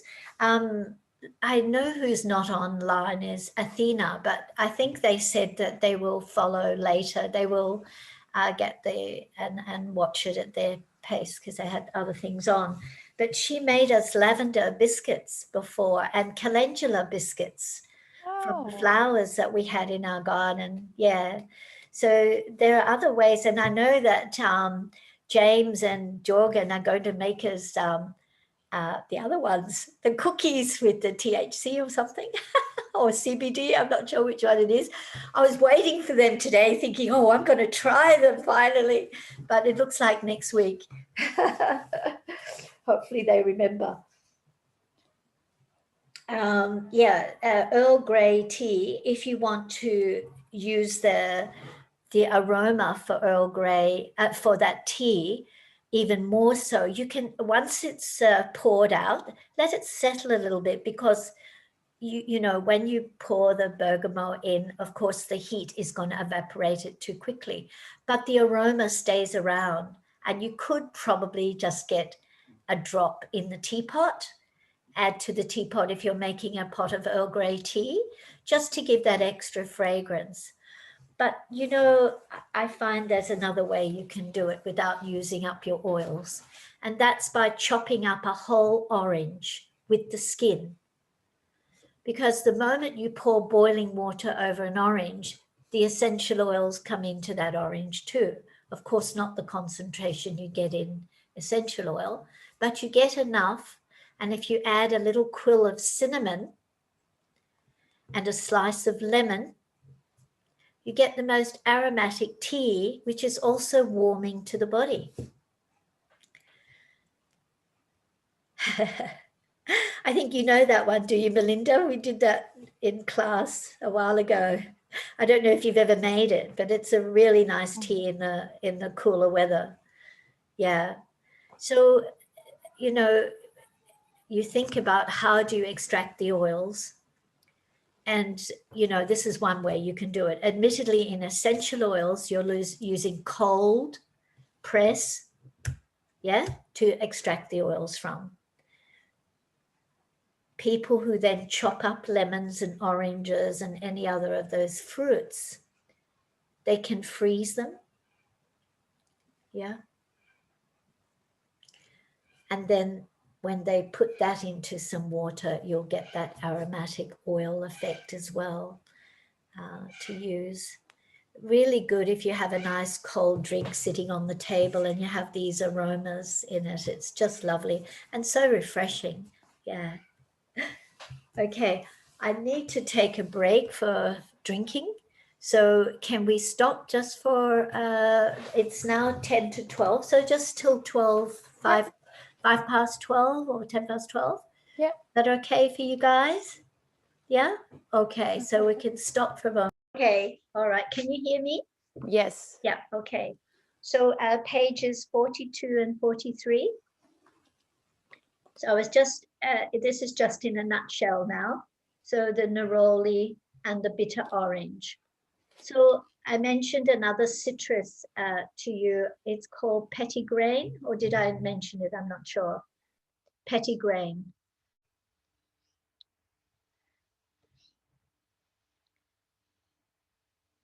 So the neroli itself is from the bud of the flower of the tree. So the bud, are very, very sensitive, very gentle. And then we have the leaves, which they use in tea. They also extract oil from. And then we have the stems, the stalks. And that is more the thicker, heavier leaves, the older leaves, the stems is where they extract the petitgrain from. And petitgrain is a similar aroma, what you could say a cheaper neroli, if you want to use a pure essential oil, not in a carrier. So you could use petitgrain.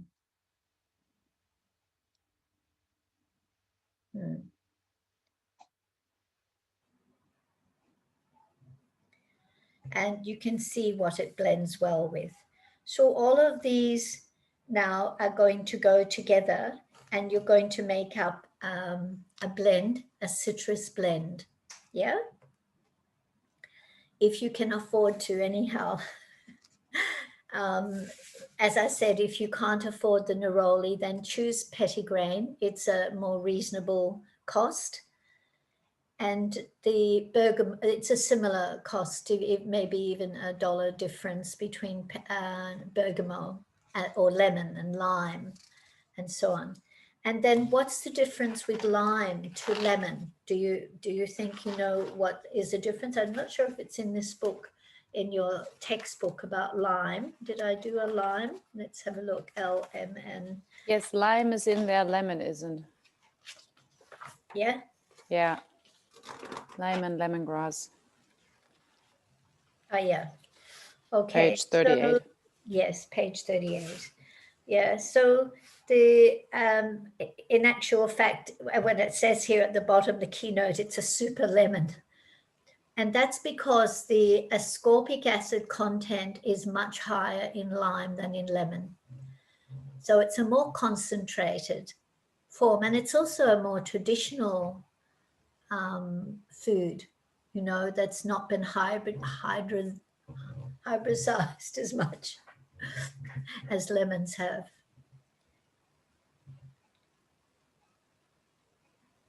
So if you're wanting to use one or either of these, yeah, lime may be a better choice if you want the effect to be stronger in its vitamin C content, then you'll use lime. It's also more highly stimulating. So when we said about acute senses for the brain, you can use lime as opposed to lemon. Yeah. But combining them is really beautiful in a blend. Yeah. So now this is a way you guys could learn how do you keep your things together to remember them. So you could actually do a classification that you're going to do one blend that's specifically for invigorating mind and emotion. So mind, emotion, long-term conditions too, if you want to go that deep. And then use it on a day-to-day basis as you would use a medicine to see to what extent the effect is on you as a personality, as an emotional being, as a physical being. You know, in the past, I guess we've just used it in the different categories. I've used oils, I make up oils for all different things. But at home now with you guys, how about if you learn how to categorize for that particular condition, you know, of the emotional, mental, physical, and chronicity by using them all together as a citrus, right? Because you've got the more chronic stages, which is in neroli, orange, sweet orange, yeah? And then you've got the lighter senses in the lime or lemon, bergamot, and then, or petitgrain.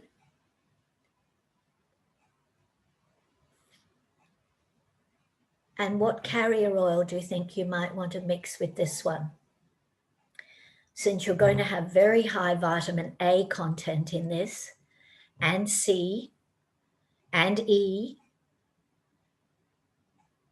mostly A and C are the two main actives when you combine those together.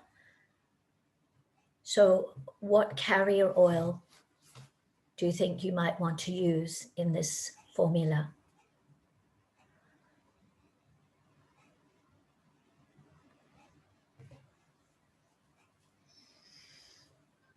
Do I hear anybody speaking? No? Can you hear me? I can't hear you guys. Let me unmute you all. Because Yeah, no one's talking. exactly. We can all hear you. Oh, okay. No one knows the answer. Oh, no one knows the answer. Oh, I All right. can hear you. Okay. Oh, that's good. Daniel, can you tell me what carrier oil we may have to use in this? Jojoba. Jojoba? Yes, you could use jojoba because then it becomes a very exquisite oil, doesn't it? It's the more It's very expensive. It's very expensive, yeah. Hey, that's like the answer of lavender. Jojoba is always good. Yes, yes, it is. It is. But in fact, in combining that with these oils, citrus oils, which evaporate very fast overall, they're photosensitive, yeah? So you're actually making a blend which is very unique, very luxurious, we'll say. But they're also photosensitive. So they're not oils that you're going to then apply in the daytime. You can if you're staying indoors. Do you understand that? Yeah. And whereas jojoba is very good to protect your skin.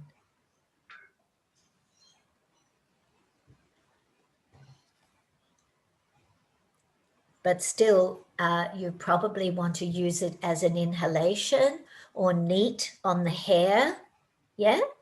If you're going to use it for obsessive compulsive, if you're going to use it as a working out your sexuality, I mean, the things that we've just talked about this morning. Ways, tell me ways you might want to use it. But as an oil, this becomes, hello, Baba. This becomes, oh, isn't she lovely? Look at this. Hello, big eyes. Oh, look at this girl, belladonna eyes. Beautiful. How do you use this luxurious oil? Tell me. Uh-oh, anyone speaking? No. Nafsika, how would you use it if you could make this oil, this luxurious oil? Well, in a very nice massage, if you're using the jojoba. Okay, yeah. No? And if you're using it in a massage, how often then will you be able to do that massage, give that massage for them? Or do you teach, if you're making it for yourself or you're doing it for a client, yeah? How often would they need to use it as a therapy? Once a week as a massage, and then you could do it as the inhalation or sort of in the, I don't know, depending on your condition, I guess, depending on why you're doing it, you know, like if it's for an obsession or like you said, addictions, you'd want it a little more often because you're taking it in a different way. Yeah. But as a massage, I mean, can you do too much of that? No, I think especially if it's a therapy, you could probably, because, you know, we were saying last week how Bob Hope was having a massage every single day. I doubt that he was using a lot of essential oils every day. He was probably just using a carrier oil. And in that case, a light massage every day would be very beneficial. Okay. But in a therapy, because the oils last in the system, for periods of time, you probably once a week would be good. Can you have too much of that going into your system even via massage? You can overdo anything, and then you may start to see detoxification happening because they all affect the skin. You may see rashes coming out or changes occurring. Now, just getting to the skin now, because admittedly the citrus, because of the high vitamin A is the skin vitamin, by the way. So for anything to do with your skin, it's vitamin A, right? So supposing you have a condition on your skin that's chronic, how often could you use this for the nutrients to be able to help the skin? And I'd say in those instances, I would use it as a test every single day. Yeah, but that's because it's specific because that's condition. Yes, that's a condition. Yeah. And so say you had a psoriasis, right? A psoriasis or vitiligo or some kind of skin pigment problem, anything at all with the skin. You could actually massage it. You don't have to do the whole body, do you? You would then do an area that was most affected. And then, yes, you could apply it every day, even twice a day, because ultimately the skin will feed from that formula. And then it may help to balance out what's going wrong with the collagen as well, because this is for connective tissue. So capillaries, as we said, with veins, fragile capillaries or varicose veins, you could use it every day. Yes. That would be with a carrier oil. Always with a carrier. But if it was for the acute area, you could do it neat, couldn't you? Or is that? No. No. Only in pain do you use an oil neat. Not otherwise. No. No. But when we spoke about the rose otto, remember with the girl with the psoriasis around her face, she did use it neat because rose is very viscous as an oil. That's right. Yeah. Citrus oils are a little more irritating to the skin. So unless you're using it for pain, you don't use it neat. Yeah. Okay. Does that make sense? Is it understood? I don't want you to be confused, any of you. Yeah, it makes sense. Hang on. Yeah. Oh, no, Yeah, I it makes can see sense. better. Okay. Yeah, I can see a bit better without the glare. One question. Yeah. You said if someone has a chronic skin condition, they Yeah. can just topically do it as a test starting daily, maybe do it Yeah. in one area. Yes. And you mentioned because it's for the connective tissue. Yes. Was that, and then you mentioned collagen. Yes. Is it actually stimulating the collagen production within us? Yes, it does. Thank you. It does. Awesome. And that's what helps with skin regeneration, with aging skin. So we can actually stimulate our body to recreate that. Exactly. Thank you. Yes. So that's why it's good to give it a try on a day-to-day basis. Now, I want to get back to that because there's a reason I keep mentioning the carrier oil. If it happens to be a feeding for the skin, say it is weather-beaten, really, really lined, heavily lined skin, you know, where, you know, you just want the skin to look better and so on, then you choose a carrier oil that you know is going to feed the skin even more. As a liquid wax, yes, the jojoba is a strong antioxidant, so it's very good. But if one cannot afford the cost of a good jojoba oil, then you choose combination of oils. You can use a bit of wheat germ oil. Again, it has high properties than the B vitamins because, you know, even though collagen is, you know, is made up, but where the citrus is important for connective tissue to make collagen, you also do need the B vitamins and the amino acids. I don't know how many of you understand the amino acid tyrosine. Have you heard of tyrosine? No, Melinda? Yeah, you're shaking your head. Okay. Tyrosine is one that's an amino acid that's needed for the skin to be able to produce melanin, the color that gives you color on your skin. So for people who lose pigment, like, you know, Michael Jackson used to have this problem with vitiligo as well. So you might want to choose combination carriers that also feed the skin and provide the skin with, you know, amino acids. And, you know, I look at the nut oils, like the kernel, peach kernel, apricot kernel, walnut, things like this, because those nuts or seeds have the very DNA of the whole plant, including the amino acids. Whereas a jojoba plant is similar to an aloe. Yeah. So we're using the leaf part of the oil of that plant. It's not the same as the substance of the carrier, you know, like which comes from a seed or a stone, you know. So in those cases, I would probably use a seed or like an apricot kernel or peach kernel. Yeah. Or even an almond. Almond, it's using the almond itself, not necessarily the seed. Yeah. But it's also beneficial and it's good to try, you know, even make little bottles and test, particularly if you have a skin condition or you're doing it for a relative who's heavily lined and you want to improve the skin. Now that combination of citrus oils, because you're using as many combinations as you can, a minimum of 3 citrus, you'll choose which ones are more suitable for that particular person. An older person, yes, you're more inclined to use either the petitgrain or the neroli. For a younger person, you might want to use bergamot and orange. Yeah?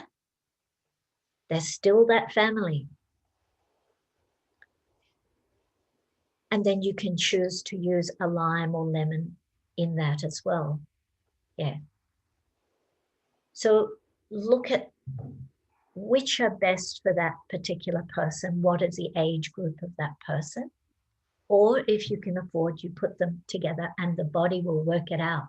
because synergetically then the whole family are together.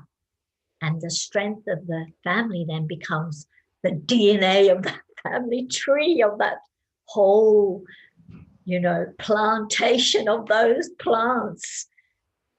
Yeah, so, you know, things are similar to humans, to cells. They're all anyway, let's not get too off track. Yeah. So I was thinking in certain situations with these conditions, give it a try first, but you must be consistent using it as a medicine. If you've had the condition a long time, okay, so chronic conditions are 3 years to be cured. If they've been there over 10 years, it's a month per year, sorry, 1 month per year. So that's easier for you to work it out. So if you've had the condition 3 years, yeah, so it's 3 months. If you're looking at it for 10 years, it's 10 months. And if you've had it for 25, 30 years, then of course, yeah, it goes up. And so this is the way you then, how much do you use? When do you start changing the formula a little to bring it more into you know, from a chronic stage to a subacute stage to an acute stage. Yeah. For healing. Yeah. The thing is, once the memory cells are stimulated by how the skin used to look like, for example, people get these big liver spots on their skin, you know, and they're called liver spots, and they often occur to women after they've had babies, where they get sudden black pigmentation on their skin. You see it, it eventually can fade, but in some cases it never fades. And so you have to not only treat the skin with these citrus oils, but you also need to treat the body internally with those citrus fruits to treat the liver. Yeah. But the memory cells, remember we talked about memory cells and the importance of smelling the oils and sniffing the oils.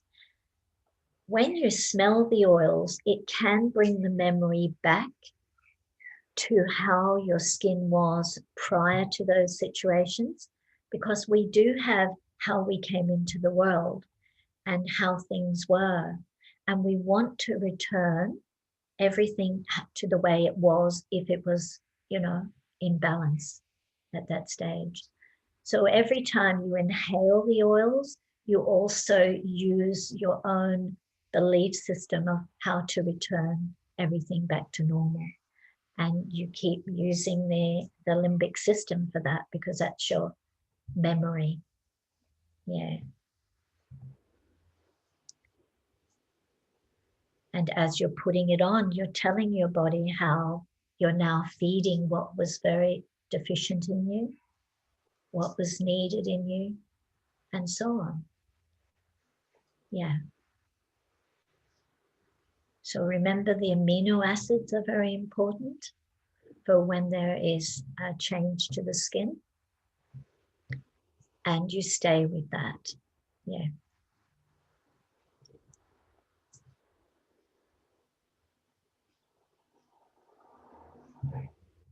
The B vitamins are very important for the skin, by the way. You know that the skin is the last area to be fed. You know, when we eat every nutrient, it's our brain that gets fed first, because this is life. Then the heart and the organs all follow. And then if there's anything over, it goes to the skin, hair, and nails. Hence why we get lots of pitting and ridging in the skin, in the nails, which is still keratin, yeah? So we get all those markings on our nails when we're deficient, either deficient in vitamins or deficient in minerals. Then we run out and we don't get the little moons. Just push them back down again. So, you know, and the older you get, the more inclined you are to decline in those minerals and vitamins, or even being able to absorb those minerals and vitamins if the bowel itself is not so healthy or clean. So since whatever's over, yeah, then you'll get it, then you can heal and repair the skin. But it has to be able to get to the skin. That's the other thing. So it's to do with circulation. So the lymphatic system, which all these citrus fruits are so cleansing for, that when you have blockages under the skin, because the lymph runs right under the skin superficially. We've got deep lymph, but we've got very light lymph. So those lymphatic glands need to be clean for you to be able to feed the skin as well. And on top of it, the blood has to be able to carry enough of those nutrients through to get to those layers. So several areas are affected. When we put the oils on our skin, we're going to feed through the pores directly into the lymphatic system first, before anything. So we're basically jumping the normal food chain, which is it's like being, I don't know, in a pond of chickens, and there's one really weak chicken that usually misses out, and we just take that one chicken aside and just say, here you go, you have your own food. Yes. It's like the skin that usually gets fed last, but we know exactly what it needs, and it needs vitamin B, so it needs the citrus. So that's why putting the citrus onto the skin. If the skin is for whatever reason weak, that's where we literally jump the entire food chain. That's right. While we're of course cleaning up everything else. Yes, because there are many ways of feeding. Yeah. You can feed this way, you can feed through, liquids or through food, but you also can feed through the skin, a much slower process, but also a very good process because it goes through the different layers. Yeah. Very gently. And it also then you can use oils specifically for detoxification. Yeah. So, these citruses, which I'm saying, try to combine your citruses, you're doing detoxification with your limes and lemons. Yeah. Would a mix like that, would that have helped Nuvseka when she started doing her lymph massage? Yes. Avoid that thumb from swelling? Yes. Okay. And very good to help with those, saggy, baggy, cellulite skin. Yeah. There are reasons for that, of course. There are people who went to the gym too early and used machines to buffer themselves up. The worst thing you can do, because you lose connective tissue and nerve supply to those. So that even if you're very thin, you can have flabby arms, and legs are the same. So there are many reasons why people end up with, extra lymphatic congestion, sometimes even just around these little pouches around the elbows, the back of the knees, or around the knees, the thighs. We have the different types of body shapes that get the really big legs. There's lymphedema, there's what's the other one? But they're all to do with lymphatic congestion, right? So there are many ways of dealing. Some people say, I've had this all my life, I've exercised my whole life, but it's genetic, so I can't do anything about it. But you can always do something about it. Yes. So what do they say? There are many ways to skin a cat. I don't worry. That is so mean. That's so mean, I know. But you see, feeding the skin where it is not being fed or what is deficient in, you don't know necessarily what nutrients you can't absorb, right? So that's why we try with different oils. Combination of the same family groups, you will be able to feed on different layers, because you've got top note, middle notes, base notes, all going in together of the same family groups. You should be able to get a result within a short time. Yeah. Thank you. Yes, Ruth? You knew I was going to ask before I even spoke. Yes, I could feel your question coming up.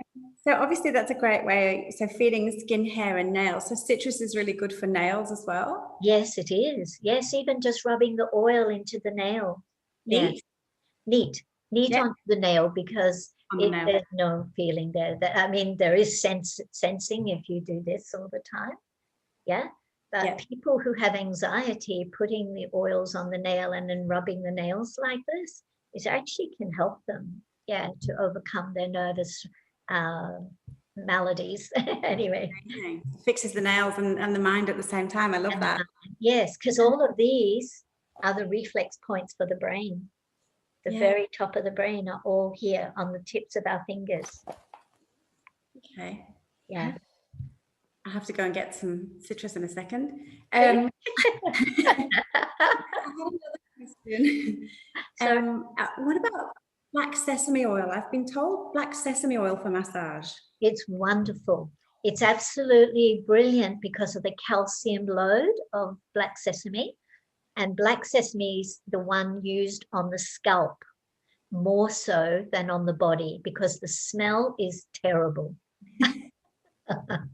So, and you could use a combination, like a percentage, you know, a little bit of black sesame with your other carrier oils, just to enhance the warming effect of sesame as well. But it's brilliant for the hair. In the Ayurvedic doctors or aromatherapists, they will do the drip onto the head with the oil. And very slowly you lie down. It's almost like a persecution, really, like you can imagine, where they just drip, drip, drip. Drives you nuts if you're an impatient person, because all you feel is the next drip. You'll give away all your secrets for sure. It's great, you know, in the camps. Like, you know, how they used to do all these things to get you to talk. Black sesame. No, black sesame is used in that, but fantastic to feed the hair follicle as well. Yeah. Great. It opens doors to the mind. Yes. Yes. Yeah. Amazing. Okay, so, what was the other question I wanted to get onto? And I remembered my black sesame. Yeah, the smell's not particularly good, and it's quite thick. I mean, they do have thinner versions of it for massage oil. They sell them in cans at the that place in Sydney, the Bulk food. I know that natural health, natural place. Yeah, in Marrickville, I think it is. New Directions. I remember that. I was telling you about it before. Yeah, I can get the name if you want. Or Melinda, do you have the name of It's that New one? Directions. Oh yes, thank you, New Directions. Yeah, they sell canisters of black sesame oil. Mind you, it's not cheap either. It's not a cheap oil, but very, like, people consume it too. Like the cumin oil. You know cumin oil? Ah, it's called black oil. I've got it in Nigella sativa. This one is called black seed. Can you see that? Yeah. Okay. This is the black seeds. It's part of the Arabic or Indian cuisine, but it has so many vitamins and minerals. It's amazing. And putting it on your food, I mean, it doesn't taste like anything. This has no preservatives or additive or anything. You can just grind it up into your food. The antioxidant effect is really good. Now, if you have these sort of things in oils, like the cumin oil, you've seen cumin oil? Black?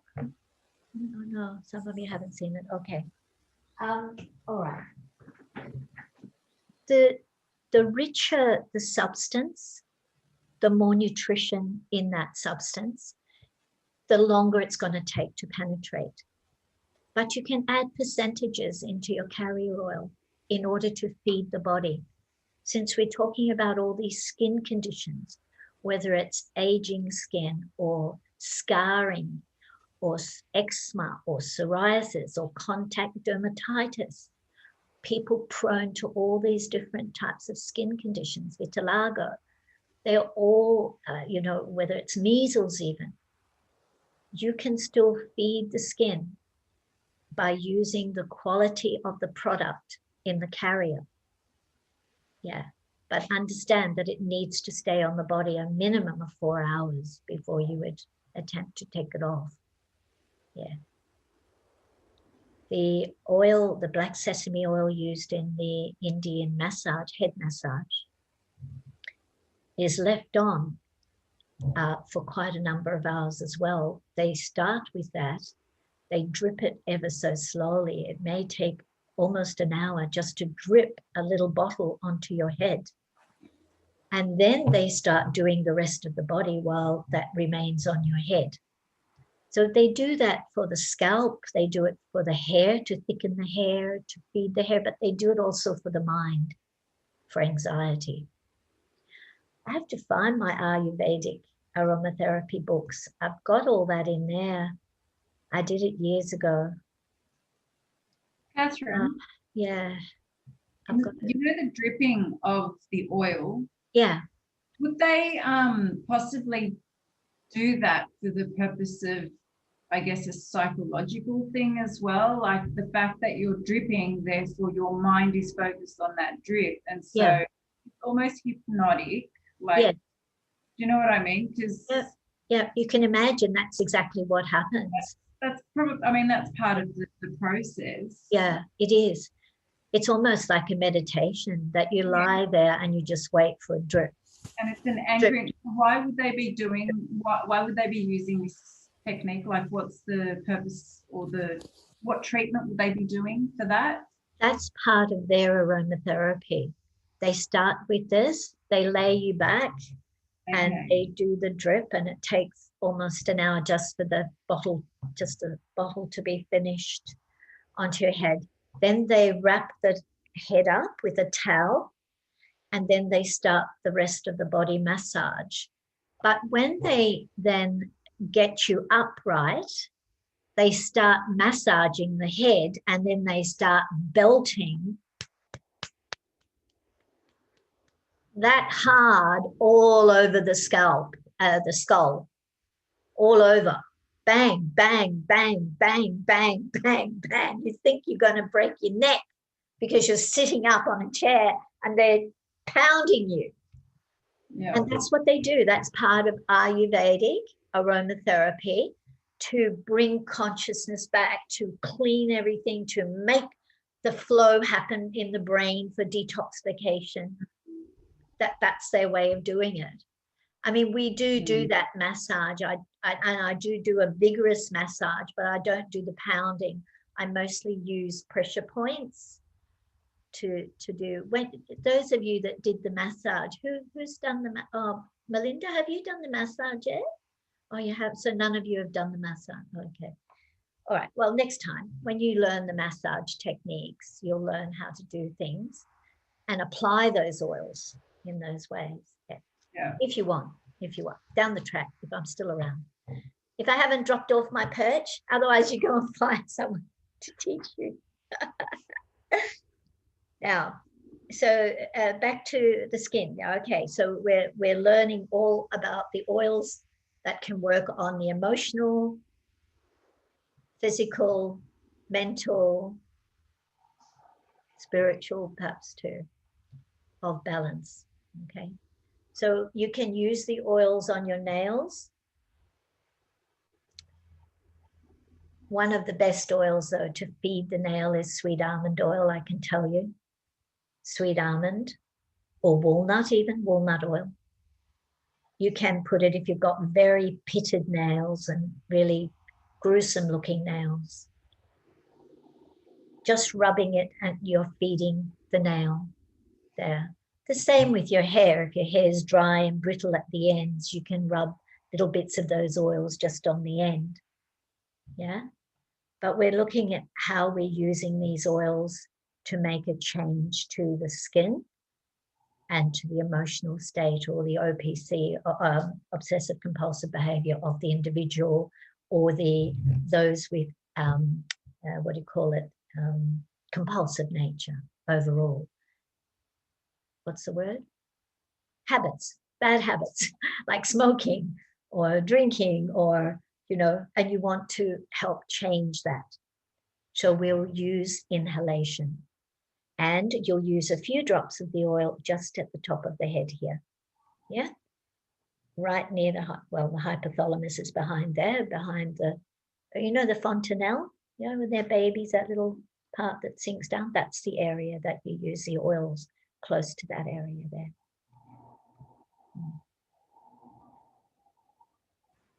The oils in that case, the very light oils, if there's hair on a baby's head, you could use it very lightly on the hair to close the fontanelle, because babies are prone to psychic influence when they're just born for the first 40 days of life. That's why you don't take a baby out. You shouldn't really be pushing a baby around shopping centers and taking a baby out. It's susceptible to all these energies that's in the environment, apart from the subliminal messages that shopping centers are giving you to buy. You know, it can set up for obsessive compulsive nature and behavior, weird behavior, very young.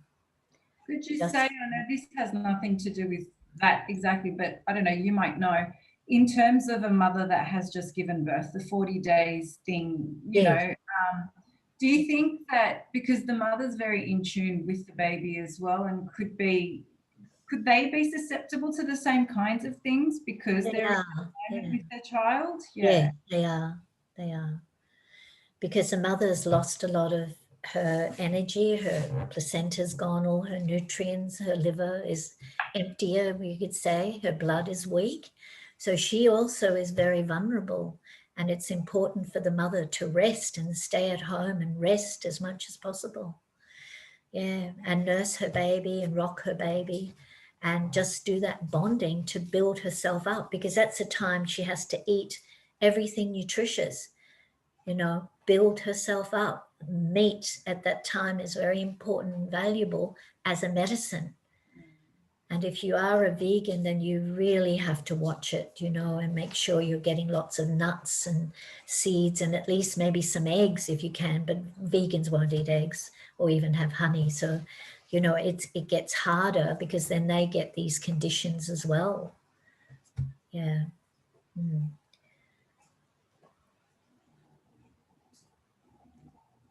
Yeah. Any questions on anything? Yeah, but I'm just saying, but mentally, it's really hard to stay at home for 40 days without leaving the house. Like, you're just getting crazy.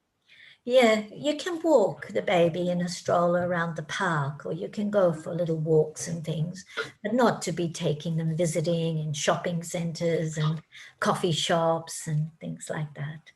And to swaddle, we talked about that too, didn't we? Was it our class? Swaddling the baby, putting the legs tight, putting the body tight, wrapping them up. No? What does it help? No, we didn't talk about it. Swaddling the baby, the first 40 days, you swaddle the baby. No? What is it for? No, I am swaddling baby, but I'm not sure what it's for. It's to make sure the bones form nice and straight and stay in position, and because everything's soft and everything can be moved, and the more restless a child is, you know, the more it's more also influenced by external forces. So you always keep the baby swaddled. They used to keep them in shoe boxes when they were the Spanish, the Chinese, they would get a shoebox size and swaddle the baby and just stick the baby in the shoebox, almost stick it in a drawer. Yeah, these were the early days. I know you're laughing, Chris, but these are some of the things that societies used to do. But there were reasons for all of that too. Yeah, to keep the child safe from the influences of the outside world. And these days, particularly, you have to be more aware of that. And also to keep it away from the Bluetooth, you know, the blue light, you know, because, you know, generally they're holding babies while they're on the phone nonstop, and they've got the, you know, these EMFs emissions going into that child constantly. Well, the child's brain's also picking up all of those, you know, waves through the collective consciousness. Yeah. Anyway, any questions on anything? No? Can I get back to the skin then? So you're going to remember everything about the skin? Everything. Yeah. Okay. So neroli, bitter orange, petitgrain, bergamot, lime, lemon, and grapefruit. Now, we didn't talk about grapefruit, but I want to do grapefruit now because it's an amazing oil. One of the conditions I learnt about when I was at one of the conferences on grapefruit. Oh, it's not in this book, it's in my main study book. Yeah, no, I didn't do grapefruit in this book.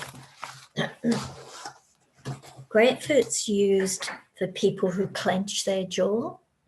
You know, there are people who clench and when they talk, you know, the bottom lip moves a bit, but often you don't see their mouth open very much, or their lips become very thin over time when they clench. And it is a stress thing. People who don't say anything, they stay very quiet. And they often are those prone to lockjaw or tight jaw here, or the submandibular here problems, which lead to neck problems caused by the jaw not being flexible enough to move. Because, you know, you've always got to move your jaw around, and you find when you do that, it usually can click or be very gritty. So in order to keep it more flexible, you have to exercise the jaw side to side.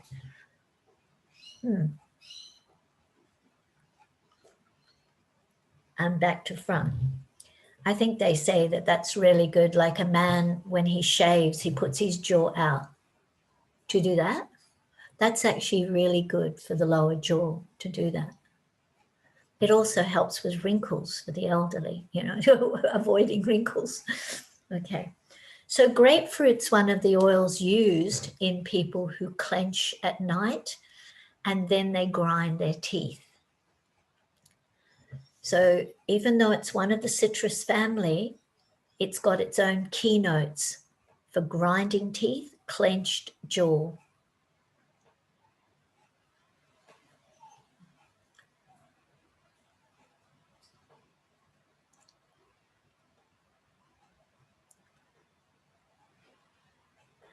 Okay, so when you look at the jaw, it's got all these meridians that run down the side of the jaw that then affect the head, the neck, because all these nerves come from these nerves from your neck to control that.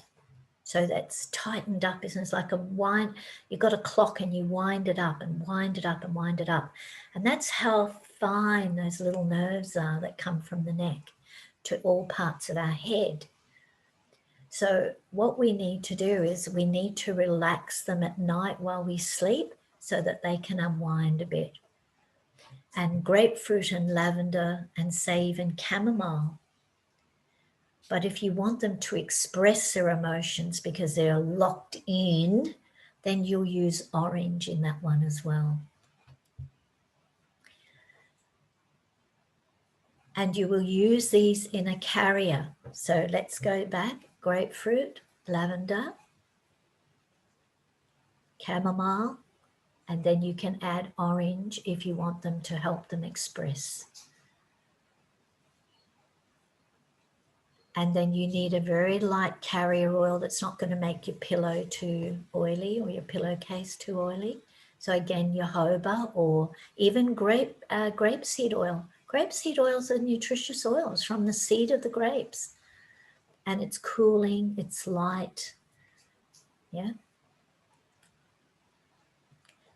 But of course, if you have weather-beaten skin, you might want to use a thicker oil that also feeds and nourishes the skin at the same time. But it's really important to put it on all this part of your face at night before bed. I mean, you can put it all over, of course, but you're using it therapeutically in this area. And then you're going to take your hands and you're going to put it on your neck and go all around the neck, just so that you can sleep better at night. Just see if this one has the keynotes for the other parts for grapefruit.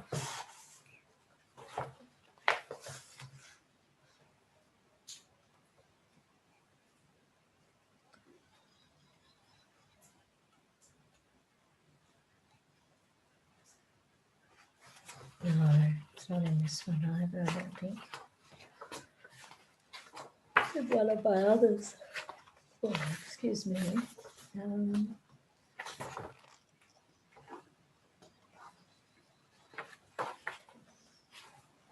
No, I'll just check if it's in one of the back ones for the specific.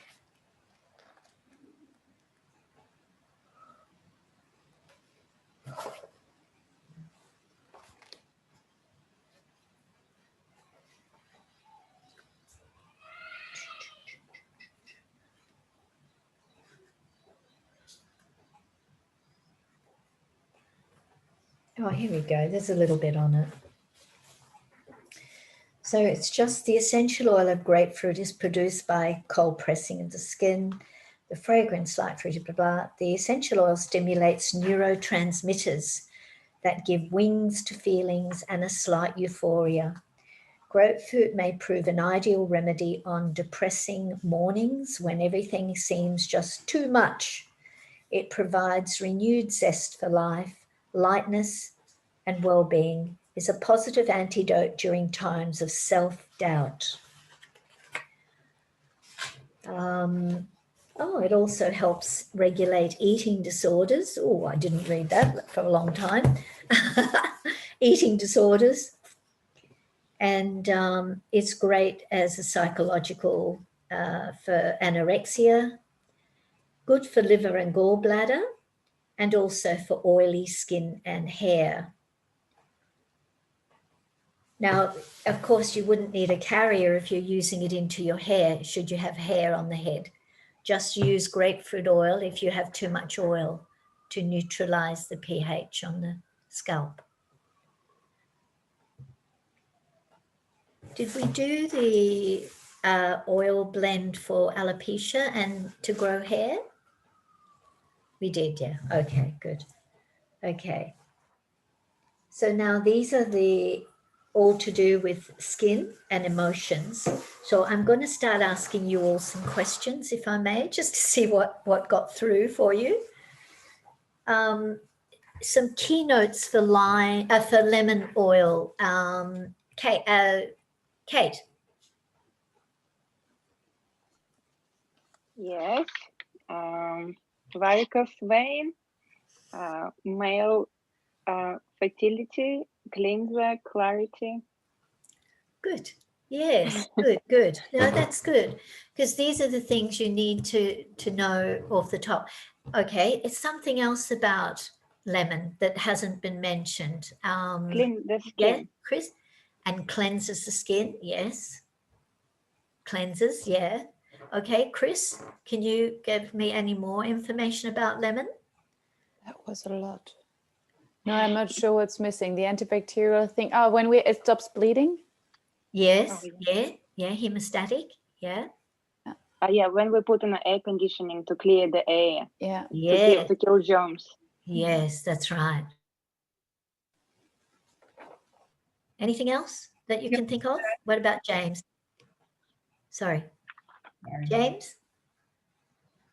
Yes, I'm just going through the memory bank. Yeah. So good for memory, isn't it? We said stop bleeding, didn't we? Yeah. Good for liver.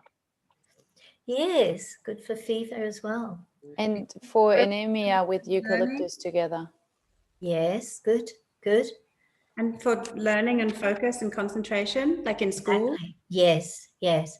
That's one of the keynotes, actually. One of the top keynotes is memory, school, concentration, clearing an area which has a lot of disturbed thoughts and energies, whether with the person or in the room. Yeah, clearing the air in a room, very cleansing. Yeah, good. Okay. What else can I use it with in varicose veins, for example? Anyone? Yeah. Juniper and cypress. Yeah. Juniper and cypress. Yeah. Lavender, eucalyptus. Yeah. Yeah. That's a good blend, actually. Just lavender, lime, lemon or lime, and eucalyptus. Anyhow. Yeah. Okay. All right. So, all right. I think you've got all your notes. So I know you have to go through your notes, and I'm trying to see what will come off the top of your head, what you remember, because overall, citruses as a group, okay, what do you think the best effect will be then? Give me some information by using all of these citrus oils together. What do you hope to achieve? Melinda, come on, haven't heard from you.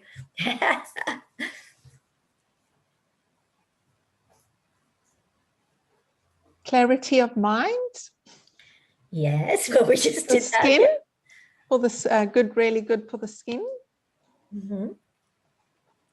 Okay, if I said it's a young person, what oils would you be more inclined to mix together then for a younger person rather than an older person?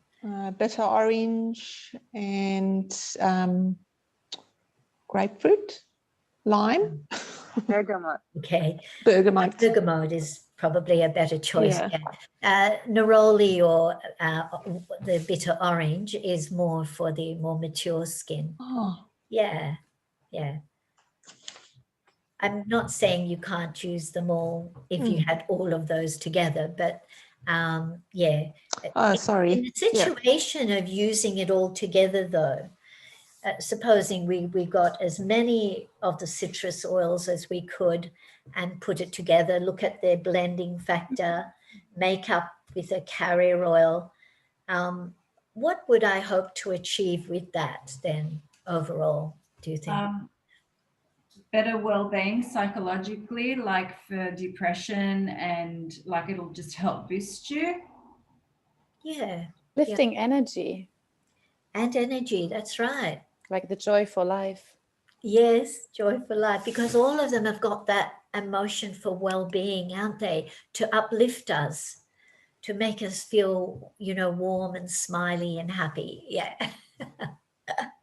Okay. You mentioned the lymphatic system, I think, particularly. Yes.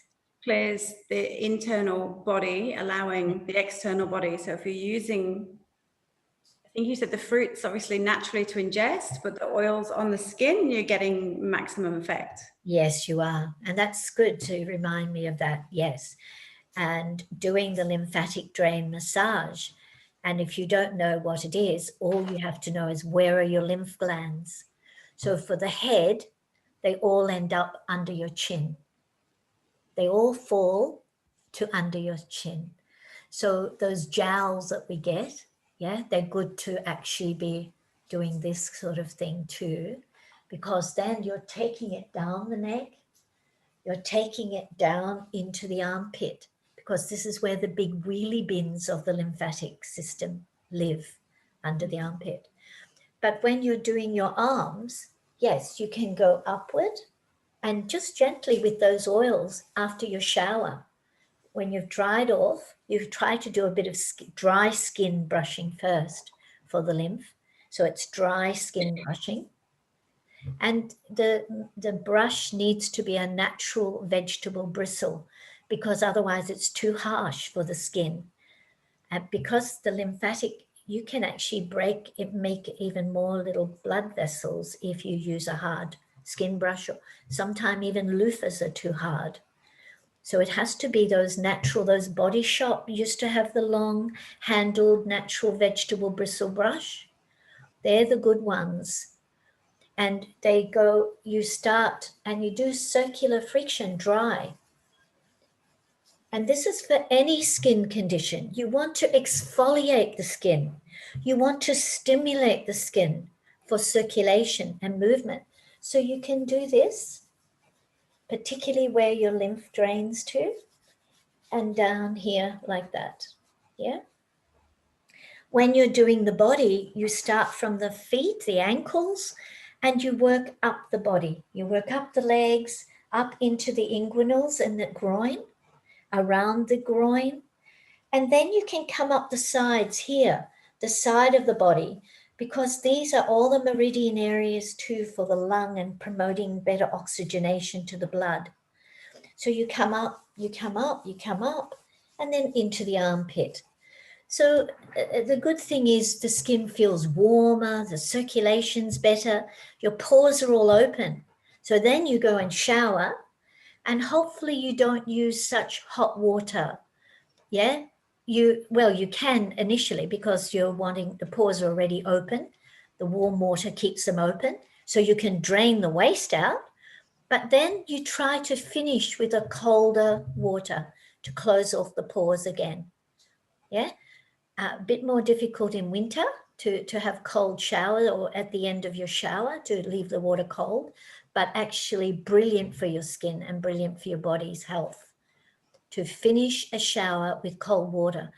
On the breast for women, this is marvelous for the tissue and the circulation and the health of the breast, to have a normal shower, but finish with cold water.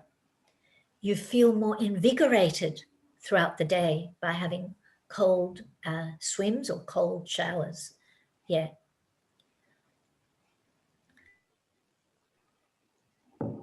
So then you've had your shower. Hopefully you haven't used soap containing all those chemicals. And then you dry off and then apply your oil. So then you apply your oil in the same way that you were doing your skin brushing. So you're going up gently, applying some oil into your lymph glands. From the center of your chest, just massage across, just like that, across, because these points here on the thymus, they stimulate immune response for you, for lymphatic uptake, right? For fight or flight. So they're really good to do a little bit of tapping and draining.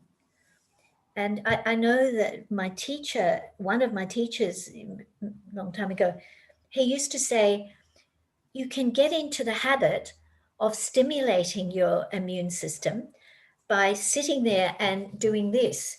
And he says, I know it looks like you're a bit of a monkey. You know how monkeys are always doing this? Yeah. And he did it all the time. And we thought it was his bad habit, you know, that he was always talking to us and he was always doing this. But he'd gotten so into a habit of doing it that, you know, like that. And that's all he's doing is stimulating his immune system. You don't have to do it hard, but it does look a bit odd in public, you know. I wouldn't recommend it in public transport, but, you know, people all move away from you thinking you're, yeah. But okay, so these are ways that you can help the detoxification process, and then be consistent with using your oils on your skin for bringing about a change to the emotions, the physical, the emotional well-being, and the obsessive compulsive natures that we all have some degree of. We all have our little habits that may not be as positive as we would like. So let's learn how to turn them around. And it is about consistency in that case. Yeah. Okay.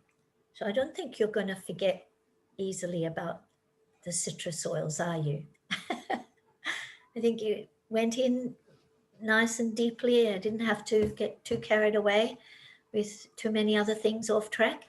Come on, Melinda, what have I done? Did I stick to the plan? I did. Good. Let me drink some water with lemon now for my lymph system.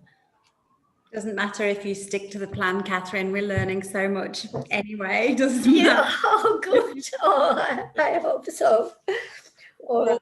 Well, let's have a look now our blending factors, because I know some of those things may not be on the blending factor. So let me have a look. I think grapefruit is 3 normally that I remember. So I think you need to add 3 to grapefruit and add it to your list. I think bergamot, you know, is 10. Have I got neroli down here? Yeah, neroli's 2. some books tell me neroli is 3 and some say 2, but I know pettigrain was considered 4. I don't know if I've got pettigrain here, do I? Let me just have a look. LMNOP. No, I haven't got pettigrain in this one, but pettigrain is a blending factor of 4. Yeah, if you're looking at Could you spell that, please, Catherine? pettigrain. Yes, it's PETTIGRAIN, as in petty grain, phonetic, yeah. And you know what plant that's from? It's the twigs and yeah. the leaves of the bitter orange tree. Yeah. So it's the cheap man's neroli. Yeah, that's probably a better way of saying it. Cheap man's neroli. And what's the blending factor on that? 4. Thank you. Yeah. The lime and lemon are similar. They're 3, 3. I think. Yeah, 3. Yeah. And orange, we've got 4. And bitter orange is the same, 4.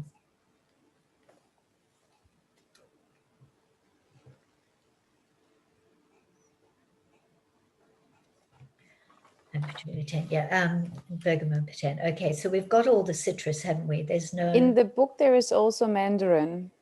Oh, we've left out 2. Oh. Mandarin and tangerine. Tangerine, yeah, we had tangerine in the kids' And mix. tangerine for the babies. Yeah. Yeah. Tangerine is 1 for the baby. Tangerine's one of the lighter oils, the lightest oil actually used in infants. And we use this in pregnancy massage, the tangerine oil in a nice carrier.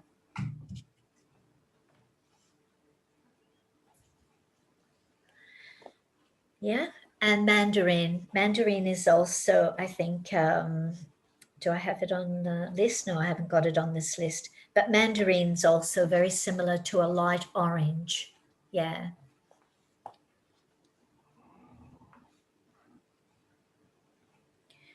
So, yeah, blending factor would probably be 3 or 4. I'll just see if they've got it here. I'll look 3 or 4 mandarin.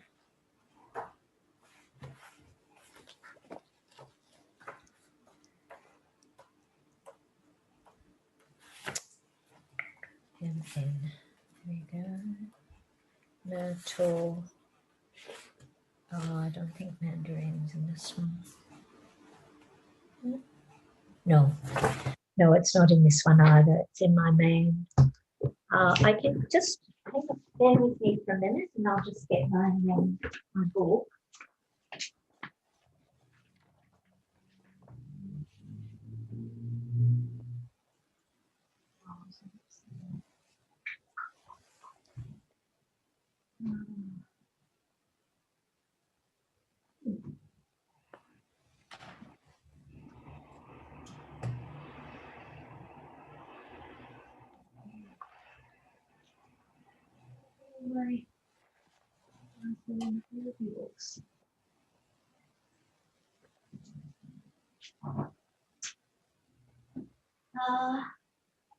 Sorry guys, I think they must be upstairs. I mean, in the main house, in the library. I had another big book of it here. Where's that?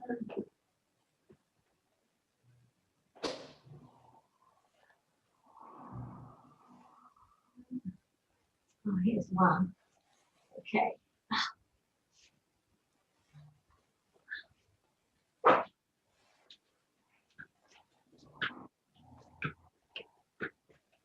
I've only got one book downstairs. I left some upstairs and then it's just still raining.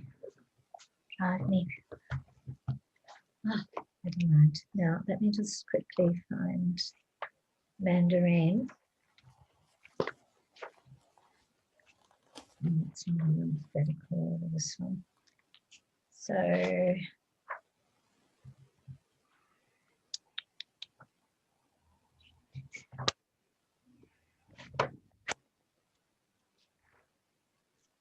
this is quite an old book. It was mainly used in the chemistry for the oils.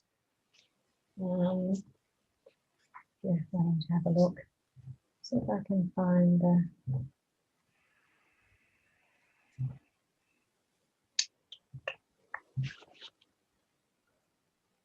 They didn't do a reference to the individual one, so I can go down this way. There's got to be one on the index. M here. No, they didn't. They didn't do it either. Okay, no, they just didn't neroli. No, okay, never mind. So mandarin is a wonderful one also actually for sleeping. Mandarin was used, I've got mandarin oil here. I use it. I use it in my insomnia blends with bergamot, not with, sometimes with bergamot and with what was the other one I told you before? I've got to go and look at my whole row of oils now. I know that orange is a really good one for sleep because it helps you to settle what's causing you to have insomnia. It often brings up the emotion. And when people are not ready, you know, they don't like to use it. It's so amazing. Marjoram's the other one. Marjoram's a lovely oil for insomnia. It's used more therapeutically in conditions like. How do I write margarine? Beg your pardon?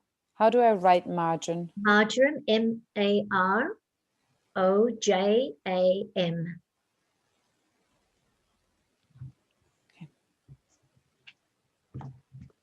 Okay. I've got marjoram here, haven't I? No, it's another one of those special ones. Oh yeah, no, it's here. I've got marjoram here. It's a blending factor of 3. Let me have a look in my notes. I know that when I did all the listing, I did what was very popular oils to use. I've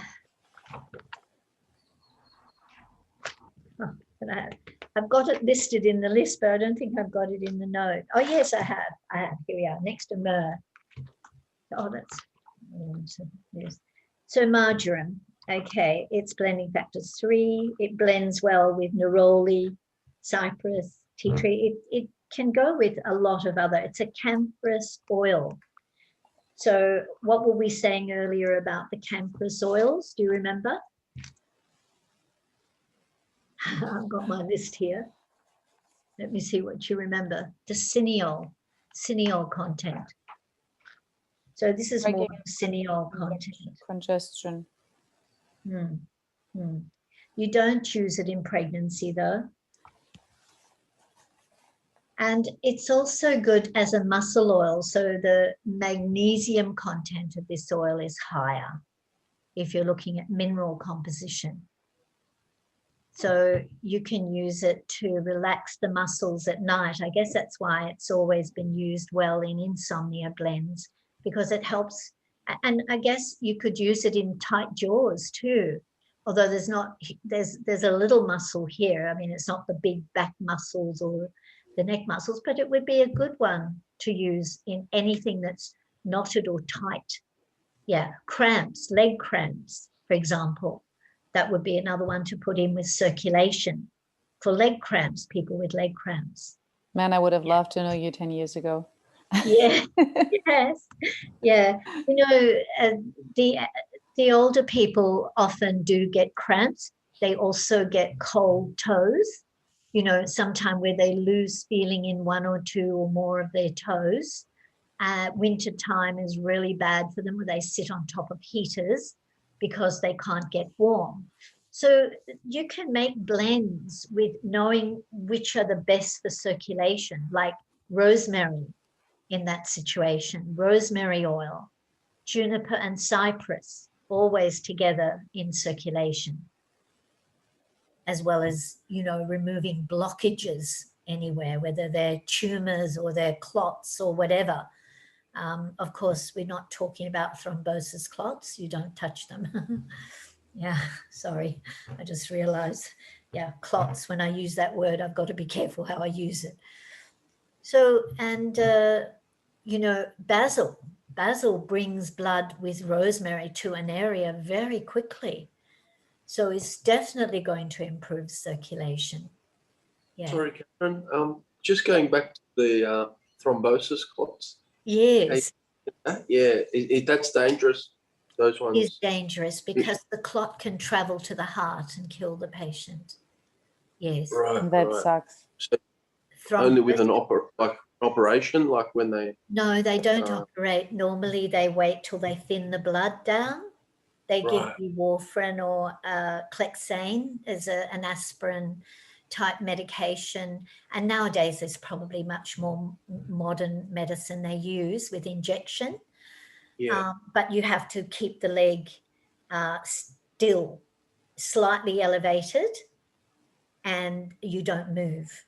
You may stay like that for weeks. Yeah. Right. Yeah. Until it dissolves naturally itself through the bloodstream. Yeah. For me, just using lemon oil in those situations, I would, because I have the experience of it. Yeah. And I would put it on wherever the tightness is. Mostly with thrombosis, they don't know what the problem is. They just have a sudden, terrible heaviness in the leg, often one leg, but every now and again it may be two.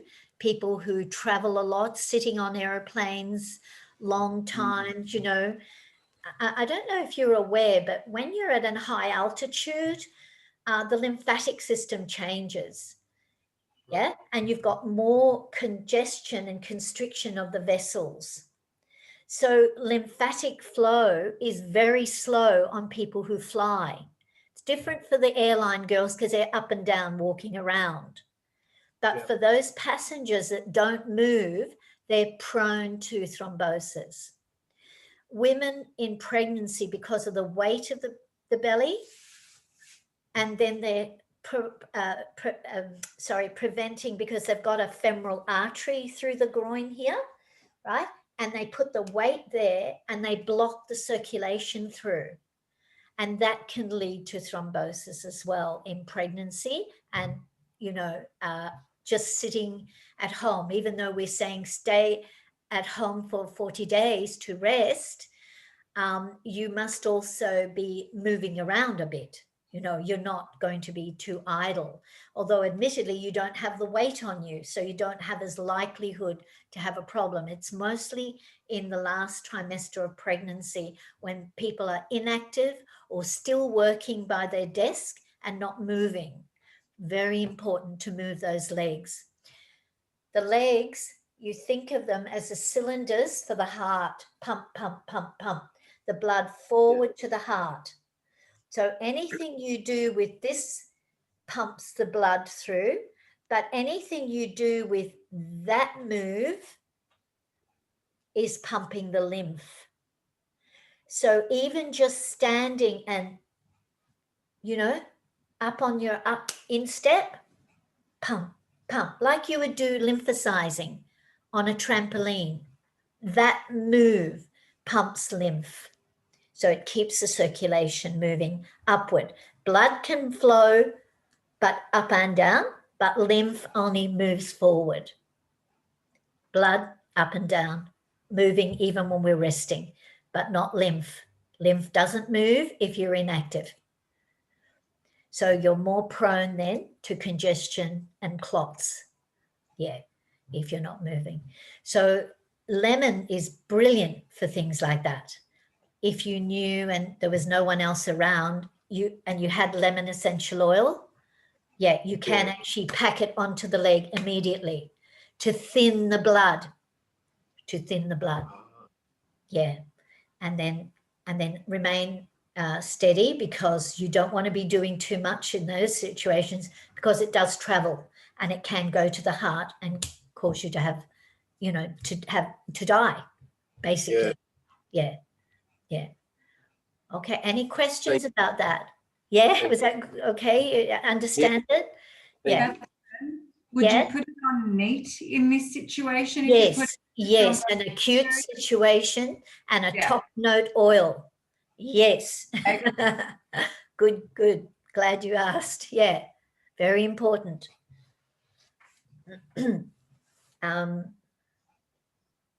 Now, what else were we talking about? Let me drink some water. Tangerine and mandarin. Oh, yes, thank you. Yes. They are very light oils in comparison to the ones we mentioned. But for those sensitive individuals, sometimes that's what's needed. Tangerine particularly, it's such a beautiful light oil. Yeah. And, but it is, it wouldn't carry enough strength to make a difference to the skin unless you were combining it with some of the other oils. Yeah. I'm talking about now for skin conditions. Yeah.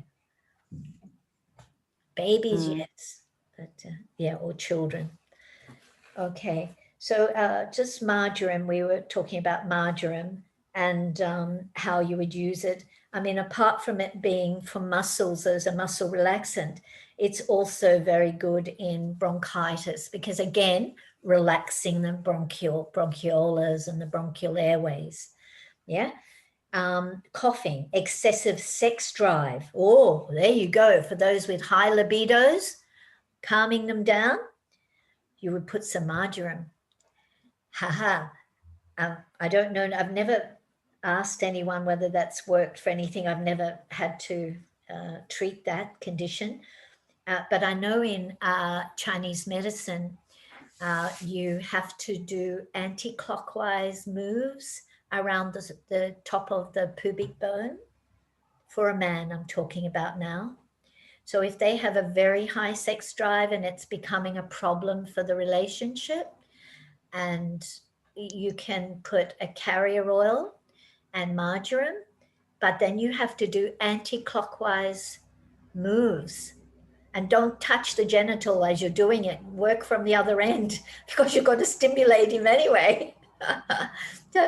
Because when I teach, with the fertility, you guys, I don't think any of you guys have done the fertility massage, but because I'm teaching the couples what to do on each other, yeah. So I show them a move to do mainly for the fertility side, but when you're doing it so you're looking at the abdomen, you stay away from the bottom part and you work anti-clockwise on that area. It's also a point called Dan Shen. Have you heard of that point in Chinese medicine or acupuncture? Dan. Oh, yeah, Dan Shen. It's also a herb, by the way, for the heart. But anyway, Dan Shen is the point in acupuncture used for the libido. Clockwise, so you don't use marjoram. You do for hyperstimulation when they don't have enough sex drive or they can't sort of sustain erections, and anti-clockwise when they have too much sex drive. Yeah. This is a Taoist Chinese medicine technique. Yeah. But I've never, I have no experience with it with people. I've told people in the past about it, but I don't know whether it's been successful or not. Yeah. Sorry, and I just said the half the remedy.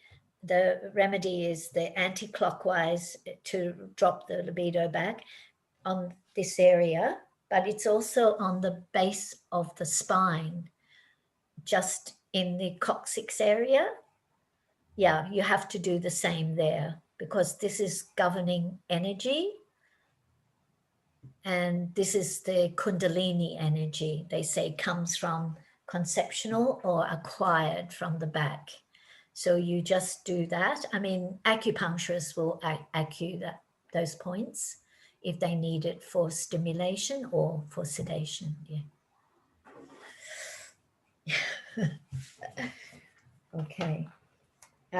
So you've got that there. It can be used on many other types of things. What else? Yeah, not used in pregnancy and so on. Yep. Okay. Anything else to learn about that? No, marjoram. So its keynote is a muscle relaxant, can be used very well with orange and say lavender or chamomile for insomnia. Now, are there any conditions that you think you would like to know about and a treatment for? Anyone? No? Yes, a friend Yeah. of mine has like chronic sinuses. And that comes up especially when he likes swimming and especially when he swims for a longer period. And swimming in salt water or in Salt water, in salt Salt water, yeah. Okay. He's a person that's like under a lot of fire. He's very active. And he's, apart from that, like the healthiest person I know. Mm. If there is one thing that would bug him, then that's his chronic sinuses when he swims for a longer time.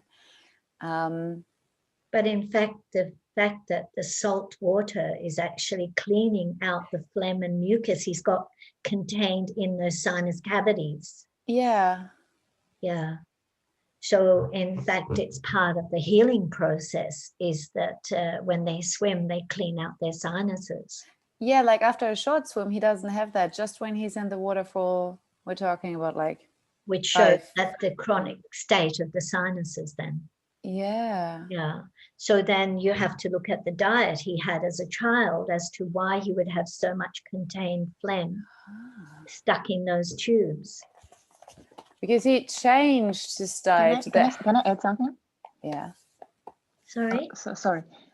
I was just wanted to add something to that. Actually, I had the same problem, and I told you, I think, Catherine, and you recommend me to stop eating dairy products. Yes. And let me tell you, it's changed my life completely. Yes. Right. I dropped eating dairy product. Sometimes I don't even have it at all, or I have a little like cheese time to time. And my sinus actually got so much better, so much improved. Yeah. We're talking about someone who doesn't eat dairy in 30 years. Yes. Oh, well, that's good enough. Yeah. Okay, hang on. Yeah. How old is he now? 50. 50. So he had 20 years of dairy. I guess. I And know his that his mom- mom roughly changed in that age, maybe a little bit earlier, to change the Hallelujah diet. Okay. His mum can also, he could have been born with already congestion. You see that in babies. Yeah. Really. The first 2 years of life, when they have more ear, nose, and throat things, Yeah. and then suppressed by antibiotics, then they have the chronic states. You have to look at the eyes to see how much yellow. His and eyes are just so crystal clear, blue like the ocean. Oh, okay. So extra Literally, white. you look at his blood values and you want to have like the perfect blood values. It's incredible. Yeah. Yeah. But there's always something because There must be something because it's chronic. Exactly. Yeah. So it could even be just irritation of the mucous membrane then. Mm. What But about then he psychologically? wouldn't have phlegm, he would have more blood. Sorry? So psychologically, could that have something to do with it as well? They say that, yes, sinus has an emotional component with it as well. Yeah. Keeping people away. Beg your pardon? Keeping people away. That's what Louis Hay says. Yeah. Louis Hay says repelling someone who's close to you. And is he like that? He's a loner. And he's very... Well, there you go. So because when you said like mix an oil, I was thinking about him and I was just like, hey, it's very chronic. So it needs to have more base notes, Yeah. if I'm correct. Yeah. That's why I was like frankincense, maybe vetiver, having balancing with lavender in there. Yeah. Um, You can still use some of the sinus oils. as like well. eucalyptus, Like, yeah, eucalyptus, frankincense, pine. pine. Too. Yeah.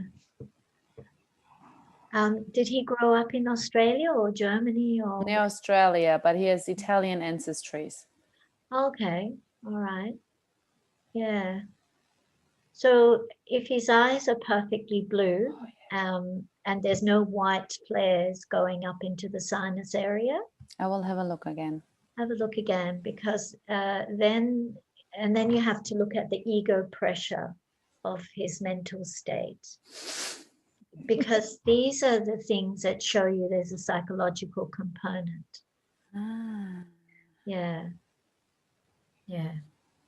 But, you know, there are other reasons for people to develop a sinus problem. One, yeah, he only gets it after long term in the ocean, and that shows the chronicity of it. Yeah. But it can be the place he lives. He could be already accumulating an irritant into the nose in where he lives, in his room or his home. Or his workplace. No, or his workplace. Because there are people who say they have the worst sinus, and then they go to Adelaide, or they go to, I think it was Adriana's husband was telling us that he goes to Serbia, goes back to Serbia, and never got one problem with sinus or pressure or anything. But the moment he lands in Sydney, this problem occurs. Now, this is where we have environmental factors. Yes, physically we look at how we can clean everything out, but there can be environmental factors irritating him. But what irritates a person to keep people away from him could be even the emotional side, as Nasvika said. It could be emotional. And in this case, it possibly is, because he already portrays emotional aloneness, like the sage, you know, who doesn't need anyone around him. He needs to be by himself. But then you have to look at the child before that, and the background and what led him to that. So yeah, it would be a good case to study. But use your oils that will, those citruses are actually then very good for him. Absolutely. That will bring up his emotion to the surface to maybe start talking about things. And is the need to be alone real? Is it real because he feels that he is not good in company, or he doesn't deserve it, or someone doesn't deserve him, or whatever the reason is? Or is it really just a basic psychological thing? Or is it real that he is one of the few out of millions on the planet that actually doesn't need people or anyone around him, because he's a student of life and he just wants to go and be a sage to unfold the universe's workings for his own knowledge, and doesn't want any interference with anyone or anything around him. Yeah, Lao Tzu, Interesting. the famous Chinese Lao Tzu. Yeah. Heard of him in the classic Chinese compendiums, the books of the Pharmacopoeia of China, which goes back 4,000 years. So Lao Tzu's story is that he lived for 260 years or something. Well, just in the last few years, we also had a Chinese man that the government acknowledged was that old. He was also 200 and something. But these people, like Lao Tzu, are people who isolated themselves away from the rest of humanity to study the plants, to live off nature, to live by nature totally, and then write their findings down, which then could be used for community for the future. So there are these odd bod, sages that have these sort of mentalities, And he may be one of those. I mean, His goal is to be at least 150. he what? His goal is to die at least when he's like, he wants to be at least 150. Okay, yes. So As long I as can see both in him. It's Yeah. really fascinating. It would be really curious. it would be, yeah. Really interesting. That is that's a very unique nature. Yeah. And also that they can be self-sufficient without the need of this man that China acknowledged. The rest of the world didn't pay any heed to it. It was on our news. It was on the documentary just a few years ago.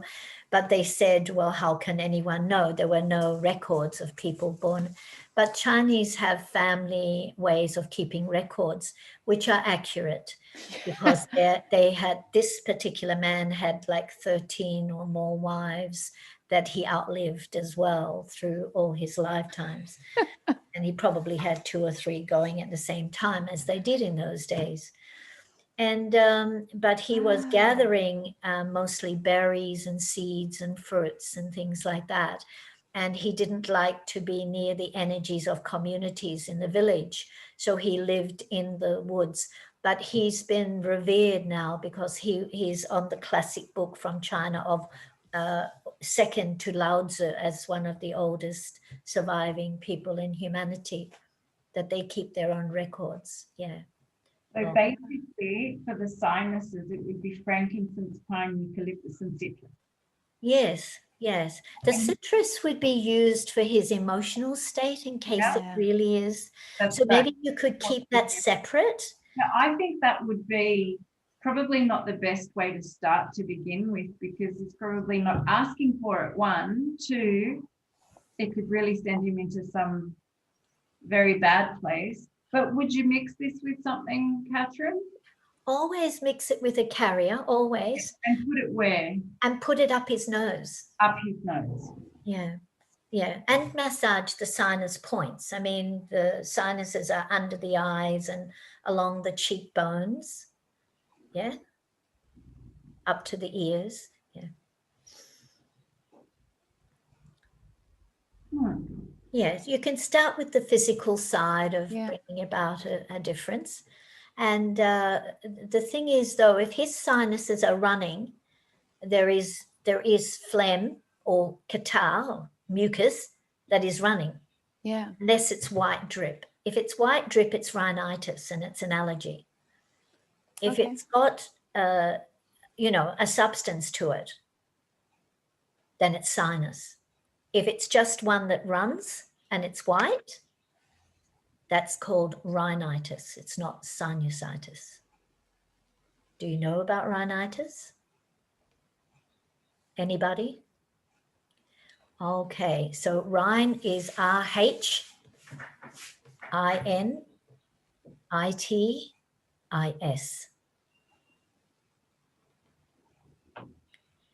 And this is to do with allergic responses. So you can look that up on Louise Hay's book. I don't have Louise Hay's book any longer. I don't know where it is. But Chris, take a look at the rhinitis side of it and see what she says in there, because it may not be just sinusitis. It could be rhinitis. Yeah. All right. So I'm going to start working through your book too now, because the basil oil, and we've talked about it as being for epilepsy. You know that that's the keynote for epilepsy. But it's also used in strong circulatory disorders where you need blood flow to an area quickly because of cold, mainly to do with cold, damp conditions where you don't have enough blood flow in that area.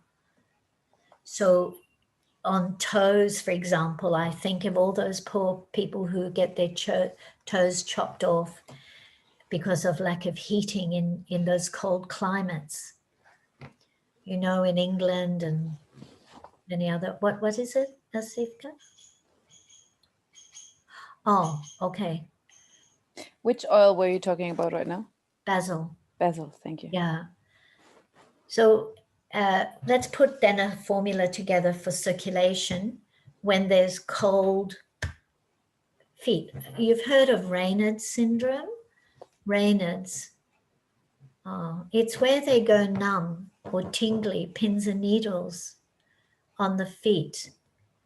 They have, and some people hands and feet, some just feet. Again, it's more pertaining to the elderly, although there are young people that get that too. Is there another name for it, Melinda? Raynaud's condition? I just know it as Raynaud's. Yeah. I'm not sure if there's anything else.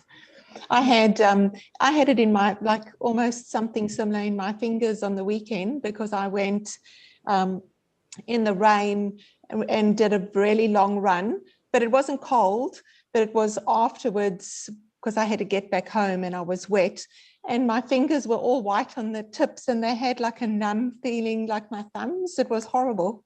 Well, no, that's showing you, despite you being athletic, you still don't get enough circulation into the peripheral areas of the body.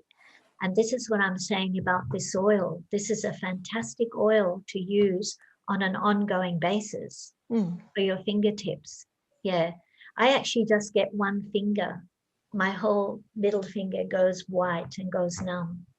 But as a child and young woman, I always had Raynaud's syndrome. Yeah, cold. My fingernails used to go blue when I was young. Yeah, like me if I got too. cold, I had blue fingernails.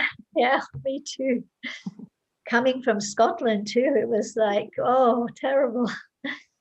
But I felt sorry because, you know, a lot of people lost their limbs in the early days, especially those in nursing homes or older people that didn't know how to use the oil heaters, or they were scared of fires, so they would live with cold weather and they would chop off their toes. In the end, they had gangrene because of loss of circulation. And all they needed really was one oil. Basil oil would have been the only one needed for those people. Well, think of countries like Russia and Siberia and, you know, those really cold places in the world, Antarctic areas. This is where these people need to be taught. You know, you need to educate, understand how it works, and then educate people on one thing to make a difference to lives. And basil is such a brilliant oil for that. Yeah. So it is a very cautious during pregnancy because it does have the methyl, what they call chavicol, and that they're saying be careful for liver problems and things like that. But actually that's ingesting. You're not ingesting. We're using it topically and there's been no problem using it topically. Yeah. And you could even use it neat when the toes are completely numb like that. Although a carrier oil will also carry warmth and be able to help the toes. And in those cases, you can even use like the nut oils, like avocado and olive oil, because they're warming oils. Yeah, almond oil. Almond is a very warming oil. So, and before you go for a run next time and out in the cold, you could be using these oils, you know, in a carrier on your fingertips and compare how you are when you come home. But your hands are not as cold as they used to be, so you have improved. Yeah.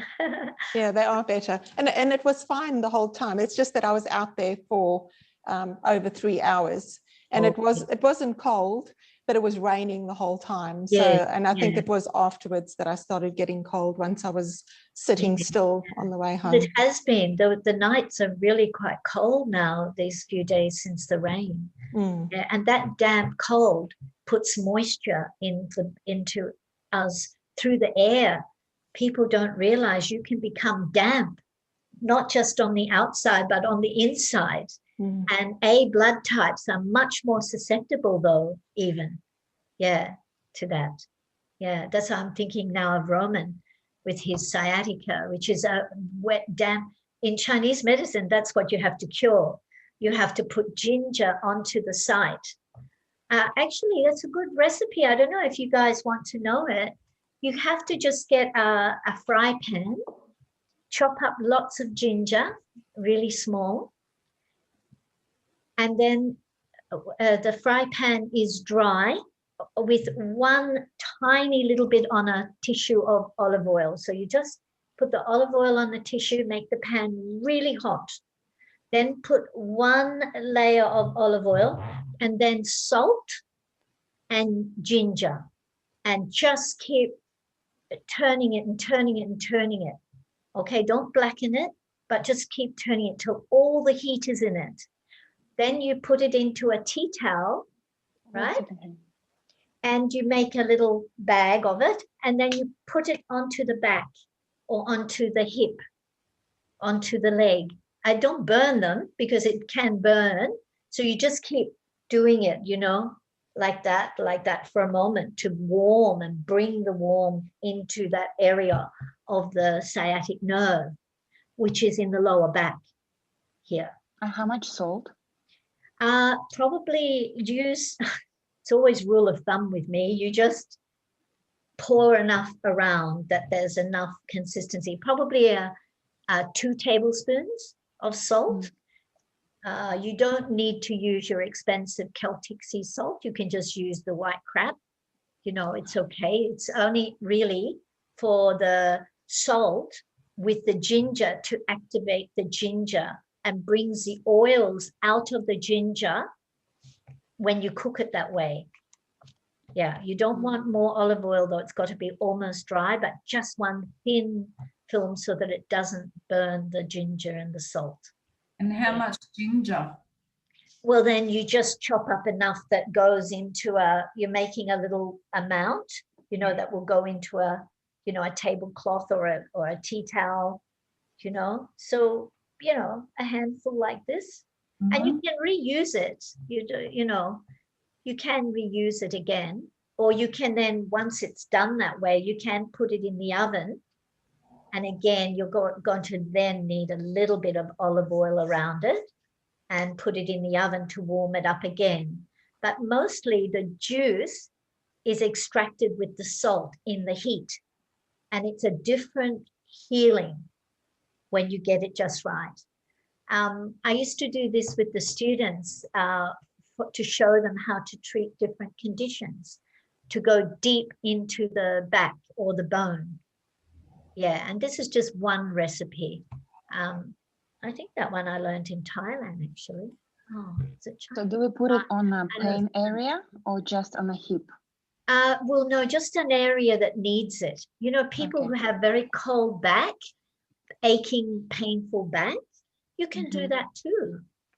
You can do that too. But, you know, lots of things in nature works, like a potato. You can roast potatoes so that they're hot. And then you also can put them on a tea towel and place them on your spine.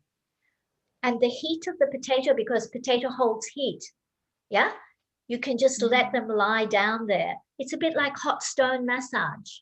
You know, they heat the stones, but you can do it with a potato, a lot cheaper.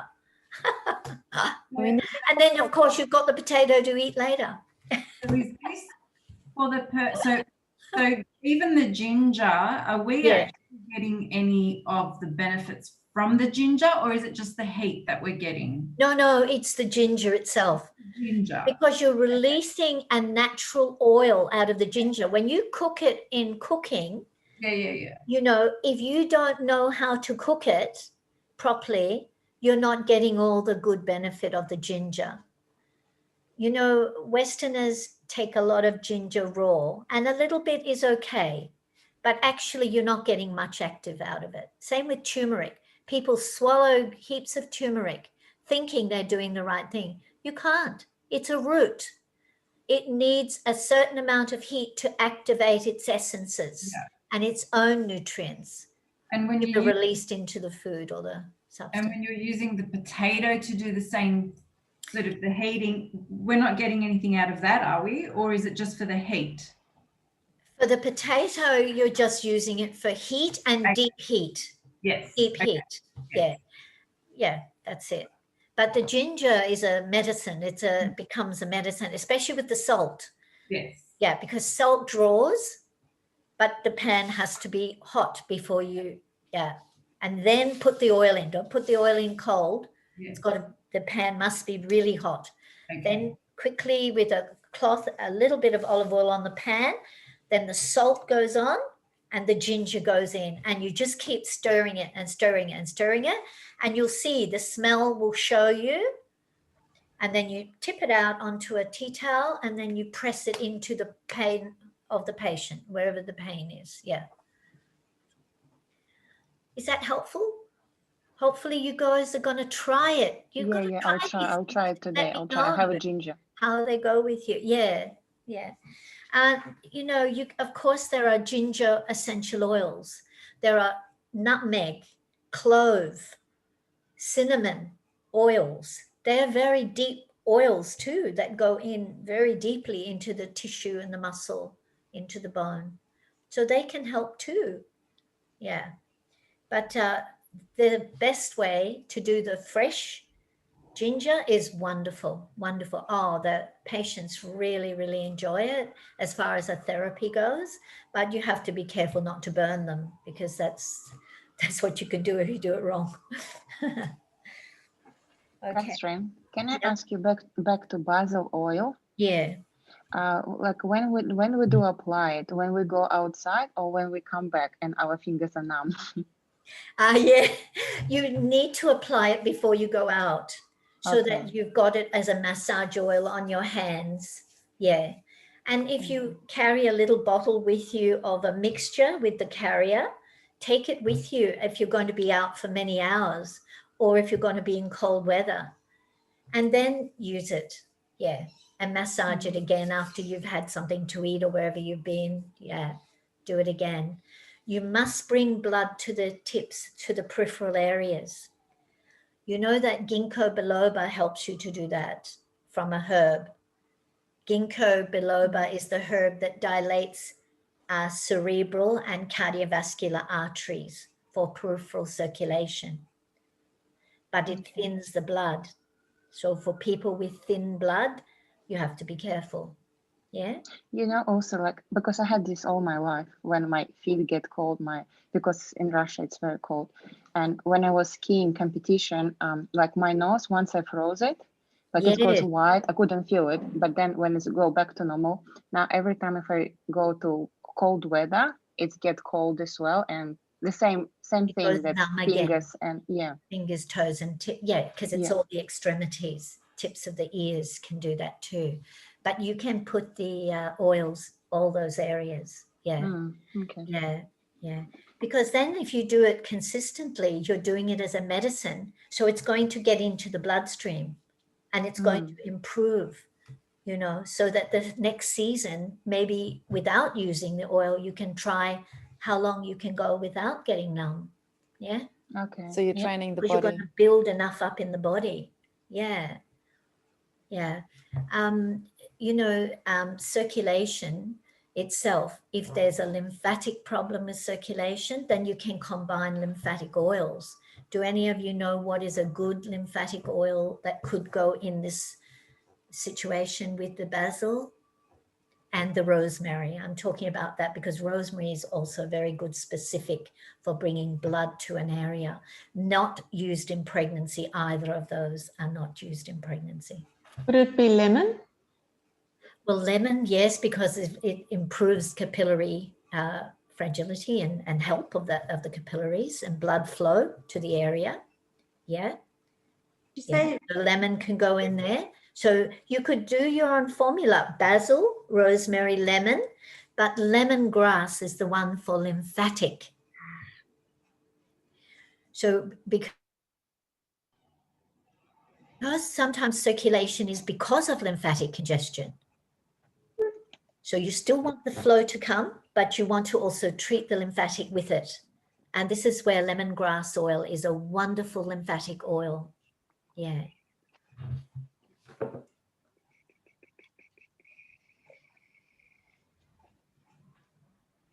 Did you say juniper and cypress before as well? Yes, as well. Yes, if I'm making a formula for the immune system and the lymphatic, I always add those together, specifically for the lymph system. This one is now for the circulation in general. So we're doing it with combined lymph and blood circulation. Yeah.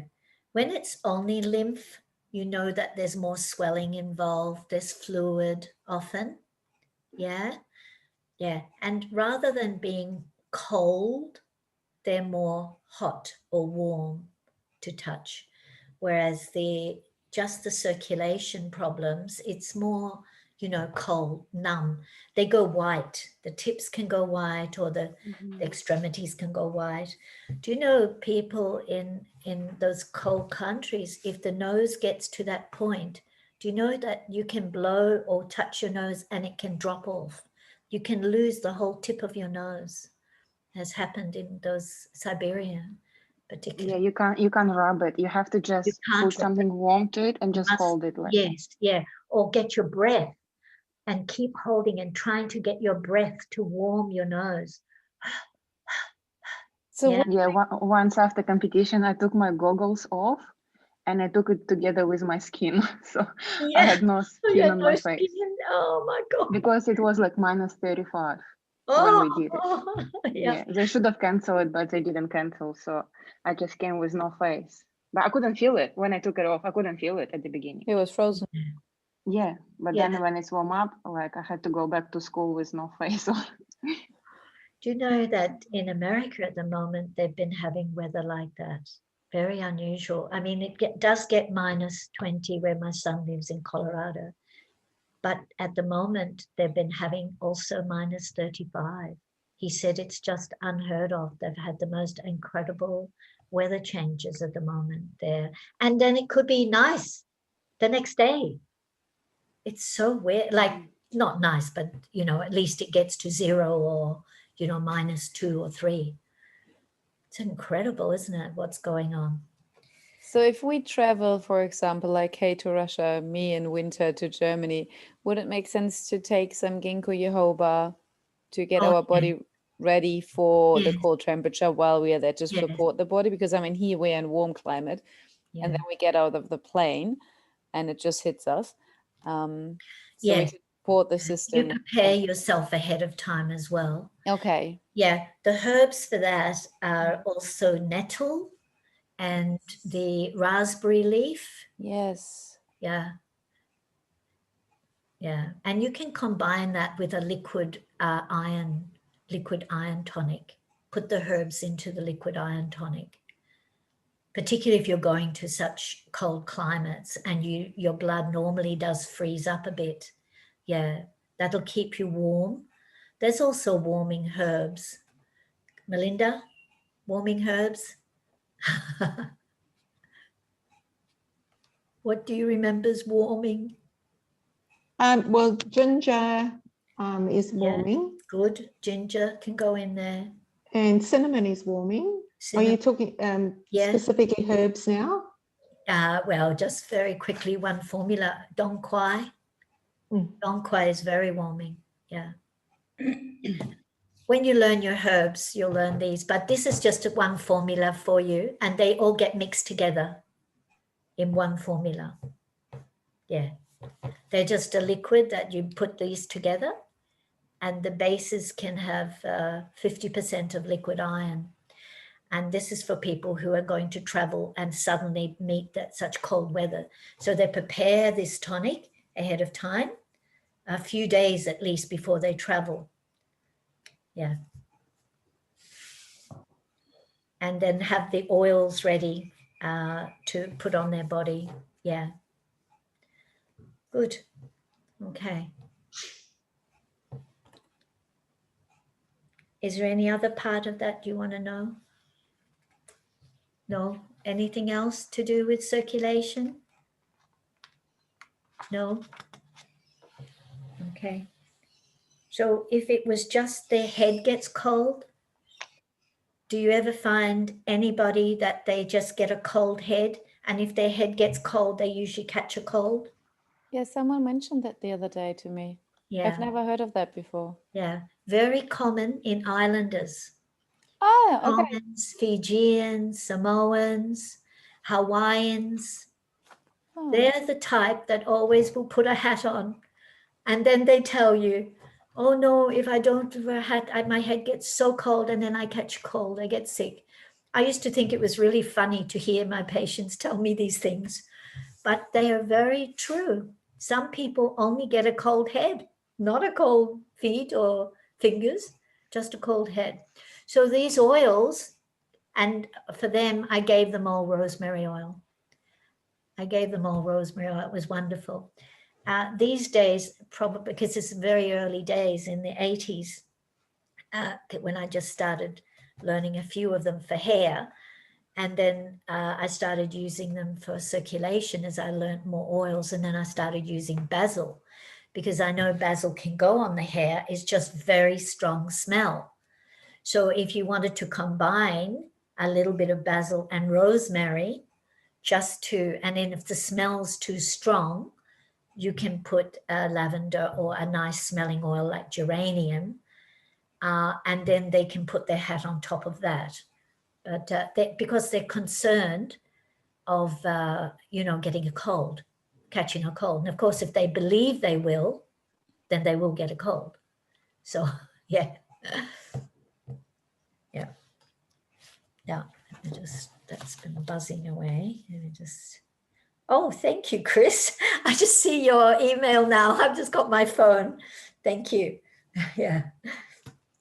Okay. I'm just reading it now. Okay, so circulation. Okay.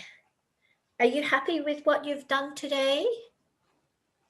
Is it been enough to understand, like if I had to say someone who's not sure of their sexuality, what would be a good oil off the top of your head? Orange. Good. Now, if we wanted to enhance the woman's libido, which oil is a good one? Lang Ylang. Sandalwood. Oh, sandalwood itself. Yeah, sandalwood. For the For the man, man, it's Lang Ylang. Yeah. Okay, but that would be Lang Lang if he likes women. If he wants to attract a man, it will be sandalwood. Sandalwood. Also.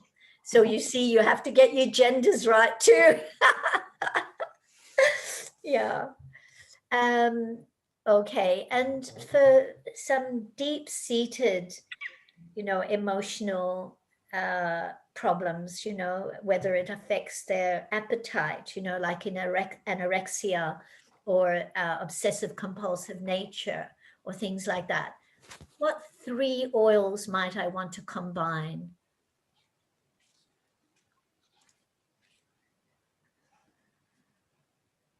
Bergamot with one of them. Yes, from what we learned today. Bergamot is one, yes. Neroli Yes, you can use neroli. And if you haven't or afforded... petitgrain. Or petitgrain, good. Yes, poor man's neroli is petitgrain. Yep. Yes. And orange. And? Clary sage. Orange, yeah. Orange. Yes, you can use clary sage. Clary sage is particularly good in addictions, like smoking addictions, food addictions, other kinds of drug addictions. They're good together. Yeah, bergamot and clary sage. And then you can always add something else to that as well, of what we've learned, because you're looking at the background of that addiction, what is the emotional component and so on. So then lemon to help bring things to the surface and clear the air and clarity of mind. Yeah, good. I think you have done well. Time's up. Thank you. Thank you. You're welcome.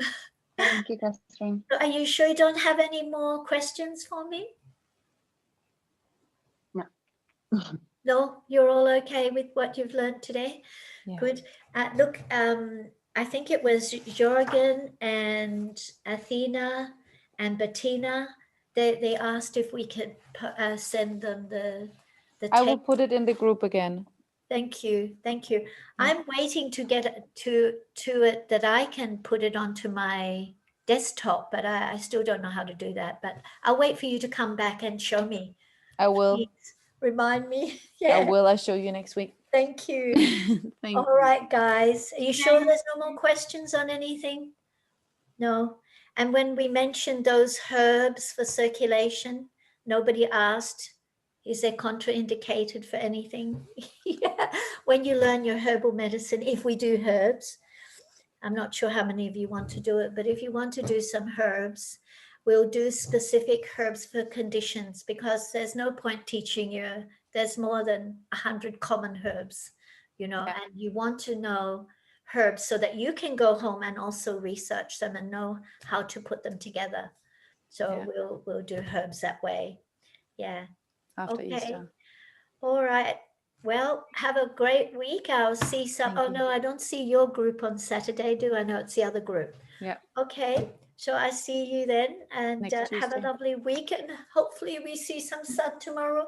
It really doesn't look like it's well enough to sun. The earth, the sky is so dark and so gray and so wet. Oh my God. Anyway, but you know what? Out of it is a cleansing of the air, cleansing of the sprays on the earth, cleansing of everything. So we see the positive side despite the mud. Okay.